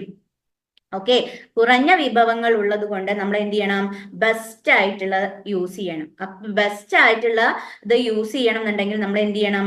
ടു മേക്ക് ഡിസിഷൻസ്, അല്ലെ? നമ്മൾ എന്ത് ചെയ്യണം? നല്ല തീരുമാനങ്ങൾ എടുക്കണം. അപ്പൊ നമ്മളെ നല്ല തീരുമാനങ്ങൾ എടുക്കുന്നതിന് വേണ്ടിയിട്ട് നമ്മളെ ഹെൽപ്പ് ചെയ്യുന്നത് എക്കണോമിക് അനാലിസിസുകളാണ്. ഓക്കെ, ആ എക്കണോമിക് അനാലിസിസിനാണ് നമ്മൾ എന്ത് ഉപയോഗിക്കുന്നത്? ബിസിനസ് എക്കണോമിക്സ് എന്ന് പറയുന്നത്. ക്ലിയർ ആണോ? ഓക്കെ, ഇനി നമുക്ക് ജോയൽ ഡീൻ ഡിഫൈൻ ചെയ്തിട്ടുള്ള ബിസിനസ് എക്കണോമിക്സിന്റെ ഡെഫിനിഷൻ എന്താണെന്ന് നോക്കാം. ഓക്കെ, ജോയൽ ഡീൻ എന്താണ് ബിസിനസ് എക്കണോമിക്സിനെ കുറിച്ച് പറഞ്ഞിട്ടുള്ളത്? In terms of the use of economic analysis in the formulation of business policies. അതായത് ബിസിനസ് പോളിസികൾ ഫോർമുലേറ്റ് ചെയ്യുമ്പോൾ അതിൽ എക്കണോമിക് അനാലിസിസും കൂടി ഉൾപ്പെടുത്തുന്നു അല്ലെങ്കിൽ യൂസ് ചെയ്യുന്നു എങ്കിൽ അതിനെ നമുക്ക് എന്ത് പറയാം? ബിസിനസ് എക്കണോമിക്സ് എന്ന് പറയാം. ഓക്കെ, ജോയൽ ഡീൻ എന്താ പറയുന്നത്? Business economics in terms of the use of economic analysis in the formation of business policies. Okay, business പോളിസികൾ ഫോർമുലേറ്റ് ചെയ്യുന്നതിൽ എക്കണോമിക് അനാലിസിസ് എന്ന് പറയുന്നത് എന്ത് ചെയ്യുന്നു? നമ്മൾ മാക്സിമം യൂട്ടിലൈസ് ചെയ്യും അല്ലെ? അപ്പൊ അങ്ങനെ മാക്സിമം യൂട്ടിലൈസ് ചെയ്യുന്നത് എന്ന് പറയുന്നത് എന്താണ്? ഇവിടെ ബിസിനസ് എക്കണോമിക്സ് വളരെ സ്യൂട്ടബിൾ ആയിട്ട് നടത്തുന്നതിന് വേണ്ടിയിട്ട് വളരെയധികം ഹെൽപ്പ് ചെയ്യും. ഓക്കെ, അപ്പൊ ജോയൽ ഡീന്റെ ഡെഫിനിഷൻ ബിസിനസ് ഓഫ് എക്കണോമിക്സ് മനസ്സിലായല്ലോ. In terms of the use of economic analysis അല്ലെ? അതായത് ബിസിനസ്സിൽ നമ്മൾ ധാരാളം പോളിസികളും ഡിസിഷൻസും ഒക്കെ ഫോർമുലേറ്റ് ചെയ്യേണ്ടി വരും. ഓക്കെ, ആ ബിസിനസ്സിലെ പോളിസികളെല്ലാം ഫോർമുലേറ്റ് ചെയ്യുമ്പോൾ അവിടെ നമ്മൾ എന്ത് യൂസ് ചെയ്യണം? എക്കണോമിക് അനാലിസിസുകൾ നമ്മൾ യൂസ് ചെയ്യണം. ഓക്കെ, അതിനെയാണ് നമ്മൾ ബിസിനസ് എക്കണോമിക്സ് എന്ന് പറയുന്നത്. ഇനി അടുത്തത് പറയുന്നത് business economics is essentially A component of applied economics as it include application of selecting selected quantitative techniques such as linear programming, regression analysis, capital budgeting, break-even analysis and cost analysis. അതായത് ഇപ്പൊ നമ്മൾ എക്കണോമിക്സിൽ നമ്മൾ നേരത്തെ പറഞ്ഞു അല്ലെ, business economics എന്താണെന്നൊക്കെ പഠിച്ചപ്പോൾ നമ്മൾ പറഞ്ഞിട്ടുണ്ടായിരുന്നു എന്താണ്? നമ്മൾ ബിസിനസ്സിലേക്ക് തീരുമാനങ്ങൾ എടുക്കുന്നതിന് വേണ്ടിയിട്ട് നമ്മൾ ധാരാളം എക്കണോമിക് തിയറികളൊക്കെ അപ്ലൈ ചെയ്യുന്നുണ്ട് എന്ന് പറഞ്ഞു അല്ലെ. ഇനി നമ്മൾ പ്രധാനമായിട്ടും എക്കണോമിക്സിൽ ബിസിനസ് എക്കണോമിക്സിൽ അപ്ലൈ ചെയ്യുന്ന എക്കണോമിക് തിയറികൾ എന്നൊക്കെ പറയുന്നത് ഏതൊക്കെയാണ്? ഒന്ന് ക്വാണ്ടിറ്റേറ്റീവ് ടെക്നിക്സുകളാണ്. ഓക്കെ, അതായത് എക്കണോമിക്സിന്റെ ഒരു ബ്രാഞ്ചിൽ വരുന്നതാണ് ക്വാണ്ടിറ്റേറ്റീവ് ടെക്നിക്സ് എന്ന് പറയുന്നത്. അപ്പോ എക്കണോമിക്സിൽ ഉൾപ്പെടുന്ന ഈ ക്വാണ്ടിറ്റേറ്റീവ് ടെക്നിക്സുകൾ, അതായത് ക്വാണ്ടിറ്റേറ്റീവ് ടെക്നിക്സിൽ കുറച്ച് കൺസെപ്റ്റുകൾ ഉണ്ട്. അതായത് linear programming, regression analysis, capital budgeting, break even analysis, cost analysis, ഇങ്ങനെയുള്ള തിയറികളെല്ലാം, അതായത് ഇങ്ങനെയുള്ള കൺസെപ്റ്റുകളെല്ലാം തന്നെ ക്വാണ്ടിറ്റേറ്റീവ് ടെക്നിക്കിൽ പഠിക്കുന്നതാണ്. ഓക്കെ, നിങ്ങൾക്ക് വലിയ വലിയ ക്ലാസ്സിലൊക്കെ എത്തുമ്പോൾ അല്ലെങ്കിൽ എക്കണോമിക്സ് കൂടുതൽ ഒരു സബ്ജക്റ്റ് ആയിട്ട് എടുത്ത് പഠിക്കുമ്പോഴൊക്കെ അത് എന്തൊക്കെയാണെന്ന് അറിയാൻ പറ്റുള്ളൂ. ഓക്കെ, ഡിഗ്രിക്കൊക്കെയാണ് ഇങ്ങനെയുള്ള കൺസെപ്റ്റുകൾ വരുന്നത്. ഓക്കെ, അപ്പൊ ഈ ക്വാണ്ടിറ്റേറ്റീവ് ടെക്നിക്കുകളെല്ലാം തന്നെ നമ്മൾ എന്ത് ചെയ്യുന്നുണ്ട് എന്ന് പറയണത്? ബിസിനസ് എക്കണോമിക്സിൽ നമ്മൾ ഉപയോഗിക്കുന്നുണ്ട്. കാരണം എക്കണോമിക്സ് നമ്മൾ അപ്ലൈ ചെയ്തുകൊണ്ടല്ലേ നമ്മൾ ഇവിടെ ബിസിനസ് ചെയ്യുന്നത് അല്ലെ? ബിസിനസ്സിലെ ഓരോ തീരുമാനങ്ങളും എടുക്കാനും നമ്മൾ എക്കണോമിക്സ് വിശദമായിട്ട് നമ്മൾ പഠിക്കുന്നുണ്ട്. ആ എക്കണോമിക്സിലെ പല തിയറികളും നമ്മൾ ബിസിനസ്സിലേക്ക് അപ്ലൈ ചെയ്യുന്നുണ്ട് അല്ലെ? അതാണ് നമ്മളുടെ ബിസിനസ് എക്കണോമിക്സ് എന്ന് പറയുന്നത്. അതിനു വേണ്ടിയിട്ട് നമ്മൾ ക്വാണ്ടിറ്റേറ്റീവ് ടെക്നിക്കുകളും എന്ത് ചെയ്യുന്നുണ്ട്? അപ്ലൈ ചെയ്യുന്നുണ്ട്. അതിൽ പ്രധാനമായിട്ട് ഉപയോഗിക്കുന്ന കൺസെപ്റ്റുകളാണ് ലീനിയർ പ്രോഗ്രാമിങ്ങും, റിഗ്രഷൻ അനാലിസിസും, ക്യാപിറ്റൽ ബഡ്ജറ്റിങ്ങും, ബ്രേക്ക് ഇവൻ അനാലിസിസും, കോസ്റ്റ് അനാലിസിസ് എന്നൊക്കെ പറയുന്നത്. ഓക്കെ, ക്ലിയർ അല്ലേ? ഇനി വരുന്നത് nature of business economics. Okay, nature of business economics. Nature of business economics എന്ന് പറയുമ്പോൾ നമ്മൾ നേരത്തെ പറഞ്ഞു അല്ലെ, എക്കണോമിക്സ് എന്ന് പറയുന്നത് രണ്ടായിട്ട് ഡിവൈഡ് ചെയ്യുന്നുണ്ട്. മൈക്രോ എക്കണോമിക്സ് എന്ന പേരിലും മാക്രോ എക്കണോമിക്സ് എന്ന പേരിലുമാണ് അറിയപ്പെടുന്നത് എന്നുള്ളത് നമ്മൾ പറഞ്ഞിട്ടുണ്ടായിരുന്നു. ഓക്കെ, മനസ്സിലായോ? അപ്പൊ എങ്ങനെയൊക്കെയാണ് എന്നുള്ളത് എന്താണ് നമുക്ക് നോക്കാം. ഓക്കെ, അപ്പോ എന്താണ് സബ്ജക്ട് മാറ്റർ ഓഫ് എക്കണോമിക്സ് എന്ന് പറയുന്നത് രണ്ട് രീതിയിലാണ് വരുന്നത്, മൈക്രോ എക്കണോമിക്സും മാക്രോ എക്കണോമിക്സും. ഓക്കെ, ഇത്ര എടുത്തത് എല്ലാവർക്കും ഓക്കെ അല്ലേ? ഓക്കെ, മൈക്രോ എക്കണോമിക്സും മാക്രോ എക്കണോമിക്സും നമ്മൾ രണ്ട് സബ്ജക്റ്റുകളെ പറ്റിയിട്ട് പറഞ്ഞു. ഓക്കെ, ഇനി നമുക്ക് രണ്ട് സബ്ജക്റ്റുകളെ കുറിച്ചും എന്താണ് മൈക്രോ എക്കണോമിക്സ്, എന്താണ് മാക്രോ എക്കണോമിക്സ് എന്നുള്ളത് നമുക്ക് നോക്കാം. ഓക്കെ, അതല്ലേ first one micro economics. Micro economics എന്ന് പറഞ്ഞു കഴിഞ്ഞാൽ it examines how the individual units. Okay, micro എക്കണോമിക്സിൽ നമ്മൾ എക്സാമിൻ ചെയ്യുന്നത് എങ്ങനെയാണ്? How the individual units. Okay, നമ്മള് ഇൻഡിവിജ്വൽ യൂണിറ്റ്സിനാണ് മൈക്രോ എക്കണോമിക്സിൽ നമ്മൾ എന്ത് ചെയ്യുന്നത്, പ്രാധാന്യം കൊടുത്തിട്ടുള്ളത്. ഓക്കെ, അതായത് കൺസ്യൂമേഴ്സ്, ഫേംസ് എന്നൊക്കെ പറയുന്നില്ലേ, അങ്ങനെയുള്ള യൂണിറ്റുകളെ കുറിച്ചിട്ട്. ഇപ്പൊ ഇൻഡിവിജ്വൽ യൂണിറ്റുകളാണ് ഏതൊക്കെ, കൺസ്യൂമർ എന്ന് പറയുന്നതും ഫേം എന്നൊക്കെ പറയുന്നത് ഇൻഡിവിജ്വൽ യൂണിറ്റുകളാണ്.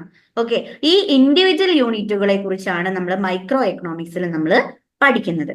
Okay, make decision as to how efficiently allocate their scarce resource. ഇപ്പോ how the individual units make, ഇപ്പോൾ കൺസ്യൂമേഴ്സ് ആണെന്നുണ്ടെങ്കിലും ഫേമുകളാണെന്നുണ്ടെങ്കിലും എങ്ങനെ ഉള്ള റിസോഴ്സുകൾ ഉപയോഗിച്ചുകൊണ്ട് എങ്ങനെ എഫക്റ്റീവായിട്ട് അല്ലെങ്കിൽ എഫക്റ്റീവായിട്ട് എങ്ങനെ അവരുടെ റിസോഴ്സുകൾ ഉപയോഗപ്പെടുത്തും എന്നതിനെ കുറിച്ചിട്ടുള്ള പഠനമാണ് മൈക്രോ എക്കണോമിക്സ് എന്ന് പറയുന്നത്. അതായത് സൂക്ഷ്മ സാമ്പത്തിക ശാസ്ത്രം എന്ന് പറയുന്നത്. ഓക്കെ, സൂക്ഷ്മമായിട്ടാണ് നമ്മൾ എന്ത് ചെയ്യുന്നത്, പഠനം നടത്തുന്നത്. ഓക്കെ, ചെറിയ മൈക്രോസ്കോപ്പ് എന്ന് പറഞ്ഞു കഴിഞ്ഞാൽ എന്താണ്, നമ്മൾ ചെറിയ കാര്യത്തെ നമ്മൾ വളരെ സൂക്ഷ്മമായിട്ട് നമുക്ക് നോക്കുന്നു എന്നുള്ളതല്ലേ മൈക്രോ എന്ന് പറയുന്നത്. അപ്പൊ അതേപോലെ തന്നെ മൈക്രോ എക്കണോമിക്സ് എന്ന് പറയുന്നത് ചെറിയ യൂണിറ്റുകളെ നമ്മൾ എന്ത് ചെയ്യുന്നു, സൂക്ഷ്മമായിട്ട് പരിശോധിക്കുന്നു. അപ്പൊ മൈക്രോ എക്കണോമിക്സ് എന്ന് പറയുന്നത് ബിസിനസ് എക്കണോമിക്സിൽ വളരെയധികം ഹെൽപ്ഫുൾ ആണ്. കാരണം ഒരു കൺസ്യൂമേഴ്സിന്റെയും ഫേംസിനും ഡിസിഷൻ മേക്കിംഗ് പ്രോസസ്സ് വളരെ എഫക്റ്റീവായിട്ട്, കാരണം അവരുടെ സ്കേഴ്സ് റിസോഴ്സുകൾ വളരെ അലോക്കേറ്റീവായിട്ട് വളരെ എഫിഷ്യന്റ് ആയിട്ട് എങ്ങനെ ഉപയോഗപ്പെടുത്താം എന്നുള്ളത് പറയുന്നത് മൈക്രോ എക്കണോമിക്സിലൂടെയാണ്. ഓക്കെ, ഇനി വരുന്നത് it is the study of the behaviour of different individuals and organisations within an economic system. Okay, അതായത് ഇവിടെ എന്താണ്, it is the study of the behaviour, അതായത് ഡിഫറെന്റ് ഇൻഡിവിജ്വൽസിന്റെ, അതായത് വിവിധ തരത്തിലുള്ള വ്യക്തികളുടെ ബിഹേവിയർ എന്ന് പറഞ്ഞു കഴിഞ്ഞാൽ പെരുമാറ്റങ്ങളെ കുറിച്ച് പഠിക്കുന്ന പഠനമാണ് മൈക്രോ എക്കണോമിക്സ്. ഓക്കെ, ഡിഫറെന്റ് ഇൻഡിവിജ്വൽസിന്റെ ബിഹേവിയറിനെ കുറിച്ചും അതേപോലെ തന്നെ എക്കണോമിക് സിസ്റ്റത്തിലെ ഓർഗനൈസേഷൻസിനെ ഒക്കെ കുറിച്ച് പഠിക്കുന്നതാണ് മൈക്രോ എക്കണോമിക്സ് എന്ന് പറയുന്നത്. അപ്പൊ എന്താണ് micro economics? It is the study of the behaviour of different individual, different ആയിട്ടുള്ള വ്യക്തികളുടെ ബിഹേവിയറിനെ കുറിച്ച് പഠിക്കുന്നു. Organisation within an economic system, economic സിസ്റ്റത്തിൽ ഉൾപ്പെടുന്ന ഓർഗനൈസേഷൻസിനെ കുറിച്ചും പഠിക്കുന്നുണ്ട് മൈക്രോ എക്കണോമിക്സിൽ. ഓക്കെ, ക്ലിയർ അല്ലേ?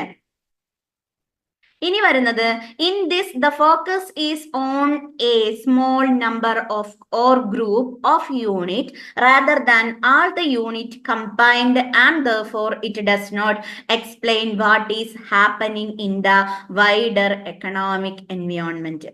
അതായത് ഇവിടെ നമ്മൾ കൂടുതലായിട്ടും ഫോക്കസ് ചെയ്യുന്നത് എന്താണ്, സ്മോൾ നമ്പർ ഓഫ് ഗ്രൂപ്പ്സ്, അതായത് ചെറിയ എന്താ പറയാ ഗ്രൂപ്പുകൾക്ക് അല്ലെങ്കിൽ ചെറിയ യൂണിറ്റുകൾക്കാണ് നമ്മൾ ഇവിടെ എന്ത് ചെയ്യുന്നത്, ഫോക്കസ് ചെയ്യുന്നത്. ഓക്കെ, അതേപോലെ തന്നെ എന്താണ് കമ്പൈൻഡ് ആയിട്ടുള്ളതും, അതേപോലെ തന്നെ it does not explain what happening in the wider economic environment. നമ്മുടെ എക്കണോമിക് വൈഡ് ആയിട്ടുള്ള നമ്മുടെ എക്കണോമിക് എൻവയോൺമെന്റിന് എന്താണ് പറ്റിയത് എന്നുള്ളതിനെ കുറിച്ചൊന്നും നമ്മൾ ഇതിവിടെ പറയുന്നില്ല. നമ്മൾ എന്തേ പറയുന്നുള്ളൂ, ഒരു സൊസൈറ്റിയിലെ ഒരു ചെറിയ ഗ്രൂപ്പ്, ഓക്കെ, അല്ലെങ്കിൽ ഒരു ചെറിയ യൂണിറ്റിനെ കുറിച്ചാണ് നമ്മൾ ഇവിടെ എന്ത് ചെയ്യുന്നത്, കൂടുതലായിട്ടും ഫോക്കസ് ചെയ്യുന്നത്. ഓക്കെ, അപ്പൊ മൈക്രോ എക്കണോമിക്സ് എന്ന് പറഞ്ഞു കഴിഞ്ഞാൽ എന്താണെന്ന് മനസ്സിലായോ? ഇറ്റ് സിംപ്ലി എന്താണ്, ഒരു ചെറിയ അല്ലെങ്കിൽ ഒരു ചെറിയ യൂണിറ്റ് അല്ലെങ്കിൽ ഒരു ഇൻഡിവിജ്വൽ യൂണിറ്റിനെ കുറിച്ച് നമ്മൾ പഠനം നടത്തുന്നു. ഓക്കെ, എന്നിട്ട് പഠനം നടത്തിയിട്ട് എന്തിനാണ്, make decision as to how efficiently allocate their scarce resource. Okay, കുറഞ്ഞ വിഭവങ്ങള് മാക്സിമം എങ്ങനെ വിനിയോഗിക്കാം, എഫിഷ്യന്റ് ആയിട്ട് എങ്ങനെ നമ്മൾ വിനിയോഗിക്കുകയും മാത്രമല്ല എങ്ങനെ വിനിയോഗിച്ച് നമുക്ക് നല്ലൊരു തീരുമാനമെടുക്കാൻ പറ്റുന്നു എന്നതിനെ കുറിച്ചൊക്കെയാണ് മൈക്രോ എക്കണോമിക്സിൽ പറയുന്നത്. ഓക്കെ, ക്ലിയർ ആണോ? ഓക്കെ, ഇനി മൈക്രോ എക്കണോമിക്സിൽ നമ്മൾ പ്രധാനമായിട്ടും ഉപയോഗിക്കുന്ന കൺസെപ്റ്റുകൾ, അതായത് മൈക്രോ എക്കണോമിക്സ് എന്ന് പറയുന്ന സബ്ജക്റ്റ് പഠിക്കുമ്പോൾ അതിൽ നമ്മൾ പ്രധാനമായിട്ടും ഉൾപ്പെടുത്തിയിട്ടുള്ള കൺസെപ്റ്റുകൾ ഏതൊക്കെയാണ് എന്നുള്ളത് ജസ്റ്റ് ആ കൺസെപ്റ്റുകളുടെ പേര് എല്ലാവർക്കും ഓർമ്മ ഉണ്ടാവണം. ഓക്കെ, കാരണം മൈക്രോ എക്കണോമിക്സ് കൺസെപ്റ്റുകൾ ഏതാണ്, മാക്രോ എക്കണോമിക് കൺസെപ്റ്റുകൾ ഏതാണെന്ന് നമുക്ക് തിരിച്ചറിയണമെന്നുണ്ടെങ്കിൽ മൈക്രോ എക്കണോമിക്സിലെ കൺസെപ്റ്റുകൾ ഏതൊക്കെയായിരിക്കും, എങ്ങനെയുള്ളതാണ് എന്നുള്ളത് നമുക്ക് ഓർമ്മയുണ്ടാവണം. ഓക്കെ, അതിൽ ഒന്നാമത്തെ കൺസെപ്റ്റിന്റെ പേരാണ് പ്രൊഡക്റ്റ് പ്രൈസിങ്, അല്ലെ? അതായത് വസ്തുക്കളുടെ വിലയുമായി ബന്ധപ്പെട്ട് ഉള്ള കൺസെപ്റ്റ് മൈക്രോ എക്കണോമിക്സിലാണ് നമ്മൾ പഠിക്കുന്നത്. പിന്നെ കൺസ്യൂമർ ബിഹേവിയർ, നമ്മൾ പറഞ്ഞില്ലേ ഇൻഡിവിജ്വൽ യൂണിറ്റിന്റെയും കൺസ്യൂമറിന്റെയും അല്ലെങ്കിൽ ഫേമിനെ കുറിച്ചിട്ടൊക്കെയാണ് നമ്മൾ മൈക്രോ എക്കണോമിക്സിൽ പഠിക്കുന്നതെന്ന് പറഞ്ഞില്ലേ. അപ്പോൾ കൺസ്യൂമർ ബിഹേവിയർ അതായത് ഒരു കസ്റ്റമറുടെ പെരുമാറ്റം, ബിഹേവിയർ എങ്ങനെയൊക്കെ ആയിരിക്കാം. ഓക്കെ, ഇപ്പോ നമ്മൾ ഉദാഹരണം പറയുകയാണെന്നുണ്ടെങ്കിൽ വില കൂടുമ്പോ വില കുറയുമ്പോ എങ്ങനെയായിരിക്കും കൺസ്യൂമർ ബിഹേവിയർ എന്നത് അല്ലെ. അപ്പൊ ഒരു കൺസ്യൂമർ ബിഹേവിയർ എന്നത് എങ്ങനെയാണ്, ഇപ്പൊ പ്രൈസ്, ഇപ്പൊ ഒരു സാധനത്തിന്റെ വില കൂടി, ഒരു സാധനത്തിന്റെ വില കൂടി, ആ സാധനത്തിന്റെ വില കൂടുമ്പോ എങ്ങനെയായിരിക്കും ഒരു കൺസ്യൂമർ ബിഹേവിയർ ചെയ്യുന്നത്. ഇപ്പോ നമുക്കറിയാം ഒരു സാധനത്തിന്റെ വില കൂടുകയാണെന്നുണ്ടെങ്കിൽ അതിന്റെ ക്വാണ്ടിറ്റി അല്ലെങ്കിൽ അതിന്റെ ഡിമാൻഡ് എന്ന് പറയുന്നത് എന്ത് ചെയ്യും, കുറയും അല്ലെ. കാരണം ഹൈ പ്രൈസിന് നമുക്ക് സാധനങ്ങൾ വാങ്ങിക്കുക എന്ന് പറയുന്നത് പോസിബിൾ അല്ല. കാരണം എന്താ, നമ്മുടെ കയ്യിൽ കുറച്ച് വരുമാനമേ ഉള്ളൂ. ഓക്കെ, അതുകൊണ്ട് വില കൂടിയാൽ നമുക്ക് എന്ത് ചെയ്യാൻ പറ്റില്ല, സാധനങ്ങൾ വാങ്ങിക്കാൻ പറ്റില്ല അല്ലെ. അപ്പോ അതൊരു കൺസ്യൂമറിന്റെ ബിഹേവിയർ ആണ്. ഓക്കെ, അതായത് സാധനങ്ങളുടെ വില കൂടുമ്പോൾ സാധനങ്ങളുടെ ഡിമാൻഡ് കുറയും എന്നുള്ളത് കൺസ്യൂമറിന്റെ ഒരു ബിഹേവിയർ ആണ്. അതേപോലെ തന്നെ തിരിച്ചും എന്താണ്, പ്രൈസ് കുറഞ്ഞു, പ്രൈസ് കുറവാണെന്നുണ്ടെങ്കിൽ നമ്മൾ എന്ത് ചെയ്യും, നമുക്ക് ഉള്ള ഇൻകം വെച്ചിട്ട് നമുക്ക് കൂടുതലായിട്ട് പർച്ചേസ് ചെയ്യാൻ പറ്റും, സാധനങ്ങൾ വാങ്ങിക്കാൻ പറ്റും അല്ലെ. അപ്പോ ഇവിടെ വില കൂടിയാലും വില കുറഞ്ഞാലും ഒരു കൺസ്യൂമർ എങ്ങനെയായിരിക്കും ബിഹേവ് ചെയ്യുന്നത് എന്നുള്ളത് ജസ്റ്റ് എക്സാമ്പിൾ പറഞ്ഞപ്പോൾ മനസ്സിലായില്ലേ. അപ്പൊ അങ്ങനെയുള്ള കൺസെപ്റ്റുകളൊക്കെയാണ് മൈക്രോ എക്കണോമിക്സിൽ നമ്മൾ പഠിക്കുന്നത്. പിന്നെ വരുന്നത് ഫാക്ടർ പ്രൈസിങ്. ഓക്കെ, പ്രൈസിങ്ങുമായിട്ട് ഒരു പ്രൈസിങ്ങുമായി ബന്ധപ്പെട്ടുള്ള കാര്യങ്ങളൊക്കെ കൺസെപ്റ്റുകളെല്ലാം മൈക്രോ എക്കണോമിക്സിൽ പഠിക്കുന്നുണ്ട്. പിന്നെ the economic condition of A section of people, അതായത് ഒരു സെക്ഷൻ ഓഫ് പീപ്പിൾ, അതായത് നമ്മളുടെ സൊസൈറ്റിയിലുള്ള ഒരു സെക്ഷനിലുള്ള ആളുകളുടെ എക്കണോമിക് കണ്ടീഷൻ. ഇപ്പൊ നമുക്കറിയാം നമ്മുടെ എക്കണോമിയിൽ പല എക്കണോമിക് കണ്ടീഷനിലുള്ള ആളുകളുണ്ട് അല്ലെ. റിച്ച് ആയിട്ടുള്ള പീപ്പിൾസ് ഉണ്ട്, ഒരു മീഡിയം ലെവൽ ഓഫ് എക്കണോമിക് കണ്ടീഷനിലുള്ള ആളുകളുണ്ട്, ലോ ലെവൽ ഓഫ് എക്കണോമിക് കണ്ടീഷനിലുള്ള ആളുകളുണ്ട് അല്ലെ. നമ്മുടെ എക്കണോമി എന്ന് പറയുന്നത് മെയിൻലി 3 എന്താ പറയാ എക്കണോമിക് കണ്ടീഷനിൽ ജീവിക്കുന്ന ആളുകളാണ് അല്ലെ. ഒന്നില്ലെങ്കിൽ ഒരുപാട് ആളുകൾ വളരെയധികം റിച്ച്ഡ് ആയിട്ടുള്ള ആളുകൾ ഉണ്ടായിരിക്കും അല്ലെ. പിന്നെയോ ഒരു മീഡിയം ലെവലിൽ പോകുന്ന ആളുകൾ ഉണ്ടായിരിക്കും, വലിയ കുഴപ്പമൊന്നുമില്ലാതെ അല്ലെ ജോലിയൊക്കെ കിട്ടി അത്യാവശ്യം കുടുംബമൊക്കെ നോക്കിയിട്ട് പോകുന്ന ആളുകൾ ഉണ്ടായിരിക്കും. എന്നാലോ ലോ ലെവൽ, അതായത് പട്ടിണി, ദാരിദ്ര്യം, ജോലിയില്ല അല്ലെ, അങ്ങനെയുള്ള ഒരുപാട് പ്രശ്നങ്ങൾ അനുഭവിക്കുന്ന ലോ എക്കണോമിക് കണ്ടീഷനിൽ ജീവിക്കുന്ന ആളുകൾ ഉണ്ടായിരിക്കും. അപ്പൊ അങ്ങനെയുള്ള കൺസെപ്റ്റുകളൊക്കെ ഈ ഒരു മൈക്രോ എക്കണോമിക്സിലാണ് നമ്മൾ പഠിക്കുന്നത്. പിന്നെ വരുന്നത് ബിഹേവിയർ ഓഫ് ഫേംസ് അല്ലെ. കൺസ്യൂമറിന്റെ ബിഹേവിയർ പഠിക്കുന്നത് പോലെ തന്നെ നമ്മൾ ഫേമുകളുടെ ബിഹേവിയറും പഠിക്കണം. കാരണം ഒരു ഫേം എങ്ങനെയാണ് റിയാക്ട് ചെയ്യുന്നത്, എങ്ങനെയാണ് അവരുടെ പ്രൊഡക്റ്റുകൾ ഉൽപ്പാദിപ്പിക്കുന്നത്, എങ്ങനെയാണ് അവരുടെ പ്രൊഡക്റ്റ് ഉൽപ്പാദിപ്പിക്കുമ്പോൾ അവരെങ്ങനെയാണ് പ്രൈസ് ഫിക്സ് ചെയ്യുന്നത്, അതെങ്ങനെയാണ് കൺസ്യൂമേഴ്സിനെ ബാധിക്കുന്നത് അല്ലെ. അങ്ങനെയുള്ള ഒരുപാട് കാര്യങ്ങൾ എന്തുണ്ട്, ബിഹേവിയർ ഓഫ് ഫേംസിലും നമുക്ക് പറയാനുണ്ട്. ഈ കൺസെപ്റ്റുകളെല്ലാം തന്നെ നമ്മൾ പഠിക്കുന്നത് ഏതിലാണ്, മൈക്രോ എക്കണോമിക്സിലാണ് പഠിക്കുന്നത്. ഓക്കെ, ഇനി അടുത്തതോ ലൊക്കേഷൻ ഓഫ് ഇൻഡസ്ട്രി അല്ലെ. ലൊക്കേഷൻ ഓഫ് ഇൻഡസ്ട്രി എന്ന് പറയുമ്പോൾ എന്താണ്, നമ്മുടെ ഇൻഡസ്ട്രിയുടെ എന്താ പറയാ സ്ഥാനം അല്ലെങ്കിൽ ലൊക്കേഷൻ എന്നൊക്കെ പറയുന്നതിനെ ഡിപ്പെൻഡ് ചെയ്തിട്ടാണ് എന്തുള്ളത് ഓരോ സംഭവങ്ങൾ പറയുന്നത് അല്ലെ. ഇപ്പൊ ഫേം എന്താണെന്ന് അറിയാം അല്ലെ, ഒരു ഉൽപാദക സ്ഥാപനം എന്നാണ് അറിയാം. അപ്പൊ ഇൻഡസ്ട്രി എന്ന് പറഞ്ഞു കഴിഞ്ഞാൽ എന്താണ്, ഒരുപാട് ഫേമുകൾ കൂടി ചേരുന്നതാണ് ഇൻഡസ്ട്രി എന്ന് പറയുന്നത് അല്ലെ. അപ്പൊ ഒരു ഇൻഡസ്ട്രിയുടെ ലൊക്കേഷനെ കുറിച്ചൊക്കെ നമുക്ക് മൈക്രോ എക്കണോമിക്സിൽ എന്ത് ചെയ്യാം, പഠിക്കാൻ പറ്റും. ഓക്കെ, അപ്പൊ നമ്മള് മൈക്രോ എക്കണോമിക്സ് എന്ന് പറയുന്ന സബ്ജക്റ്റില് നമ്മൾ പ്രധാനമായിട്ടും പഠിക്കുന്ന കൺസെപ്റ്റുകൾ ഏതൊക്കെയാണ്, product pricing, consumer behaviour, factor pricing, economic condition of A section of people, behaviour of firms, location of industry. ഇതെല്ലാമാണ് നമ്മൾ മൈക്രോ എക്കണോമിക്സിൽ പ്രധാനമായിട്ടും പഠിക്കുന്ന കൺസെപ്റ്റുകൾ എന്ന് പറയുന്നത്. ക്ലിയർ ആണല്ലോ. ഓക്കെ, ഇനി വരുന്നത് macro economics. Macro economics, it is the study of the overall economic phenomena or the economy as a whole rather than its individual parts. Okay, അതായത് ഇവിടെ it is the study of overall economic phenomena. അപ്പൊ നേരത്തെ നമ്മൾ micro എക്കണോമിക്സിൽ എന്താ പറഞ്ഞത്? നമ്മൾ ചെറിയ ചെറിയ യൂണിറ്റുകളെ കുറിച്ചിട്ടാണ് അവിടെ പഠിക്കുന്നത്. മൈക്രോ എക്കണോമിക്സിൽ നമ്മൾ പഠിക്കുന്നതെന്ന് പറഞ്ഞു അല്ലെ. എന്നാൽ മാക്രോ എക്കണോമിക്സ് എന്ന് പറയുന്നതോ ഒരു ഓവറോൾ എക്കണോമിക് ഫിനോമിന, ഒരു ഓവറോൾ എക്കണോമിക് കണ്ടീഷൻസിനെ കുറിച്ചാണ് ഇവിടെ നമ്മൾ പഠിക്കുന്നത്. ഓക്കെ, അതായത് ഒരു രാജ്യത്തെ കുറിച്ച്, ഒരു രാജ്യത്തിന്റെ ദേശീയ വരുമാനം, ഓക്കെ മനസ്സിലായോ? അതായത് ഇവിടെ ഇൻഡിവിജ്വൽസിനല്ല, ഇൻഡിവിജ്വൽ പാർട്ടിന് ഈ മാക്രോ എക്കണോമിക്സിൽ ഒരു പ്രാധാന്യവും ഇല്ല. ഓക്കെ, നമ്മുടെ എക്കണോമിയിൽ, വോൾ എക്കണോമിയിലുള്ള കണ്ടീഷൻസിനെ കുറിച്ചൊക്കെയാണ് നമ്മൾ ഈ ഒരു മാക്രോ എക്കണോമിക്സിൽ പറയുന്നത്. ഉദാഹരണം പറയുകയാണെന്നുണ്ടെങ്കിൽ നമ്മുടെ രാജ്യത്തെ തൊഴിലില്ലായ്മ, നമ്മുടെ രാജ്യത്തെ പോപ്പുലേഷൻ, ഓക്കെ, നമ്മുടെ രാജ്യത്തെ എഡ്യൂക്കേഷൻ, ഓക്കെ, അതായത് നമ്മുടെ രാജ്യം, നമ്മുടെ എക്കണോമിക് കണ്ടീഷൻ എന്ന് പറയുന്നത് ഇവിടുത്തെ വോൾ എക്കണോമിയെ കുറിച്ചാണ് പറയുന്നത്. ഓക്കെ, മൈക്രോ എക്കണോമിക്സിലാണെന്നുണ്ടെങ്കിൽ സ്മോൾ എക്കണോമി അല്ലെങ്കിൽ ഒരു ഇൻഡിവിജ്വൽ എക്കണോമിയെ കുറിച്ച് മാത്രമാണ് ഇവിടെ എന്ത് ചെയ്യുന്നത്, പഠിക്കുന്നത്. ഓക്കെ, എന്നാൽ ഇവിടെ എന്താണ്, വോൾ എക്കണോമി, ഒരു വലിയൊരു എക്കണോമിയെ കുറിച്ചിട്ടാണ് ഇവിടെ മാക്രോ എക്കണോമിക്സിൽ നമ്മൾ എന്ത് ചെയ്യുന്നത്, പഠിക്കുന്നത്. ഇൻഡിവിജ്വൽസിന് ഇവിടെ ഒരു പ്രാധാന്യവും ഇല്ല. Okay, then in it we study the behaviour of the large economic aggregate. അതായത് കൂടുതലായിട്ടും മാക്രോ എക്കണോമിക്സിൽ നമ്മൾ എക്കണോമിക് അഗ്രിഗേറ്റുകളെ കുറിച്ചാണ് പറയുന്നത്. അഗ്രിഗേറ്റ് എന്ന് വെച്ച് കഴിഞ്ഞാൽ എന്താണ്, അഡീഷൻ, കൂട്ടം. ഓക്കെ, അപ്പൊ ഈ ലാർജ് എക്കണോമിക് അഗ്രഗേറ്റുകളെ കുറിച്ചാണ് ഇവിടെ പറയുന്നത്. അപ്പൊ ഏതൊക്കെയാണ് നമ്മുടെ ഈ ലാർജ് എക്കണോമിക് അഗ്രഗേറ്റ് എന്ന് പറയുന്നത്?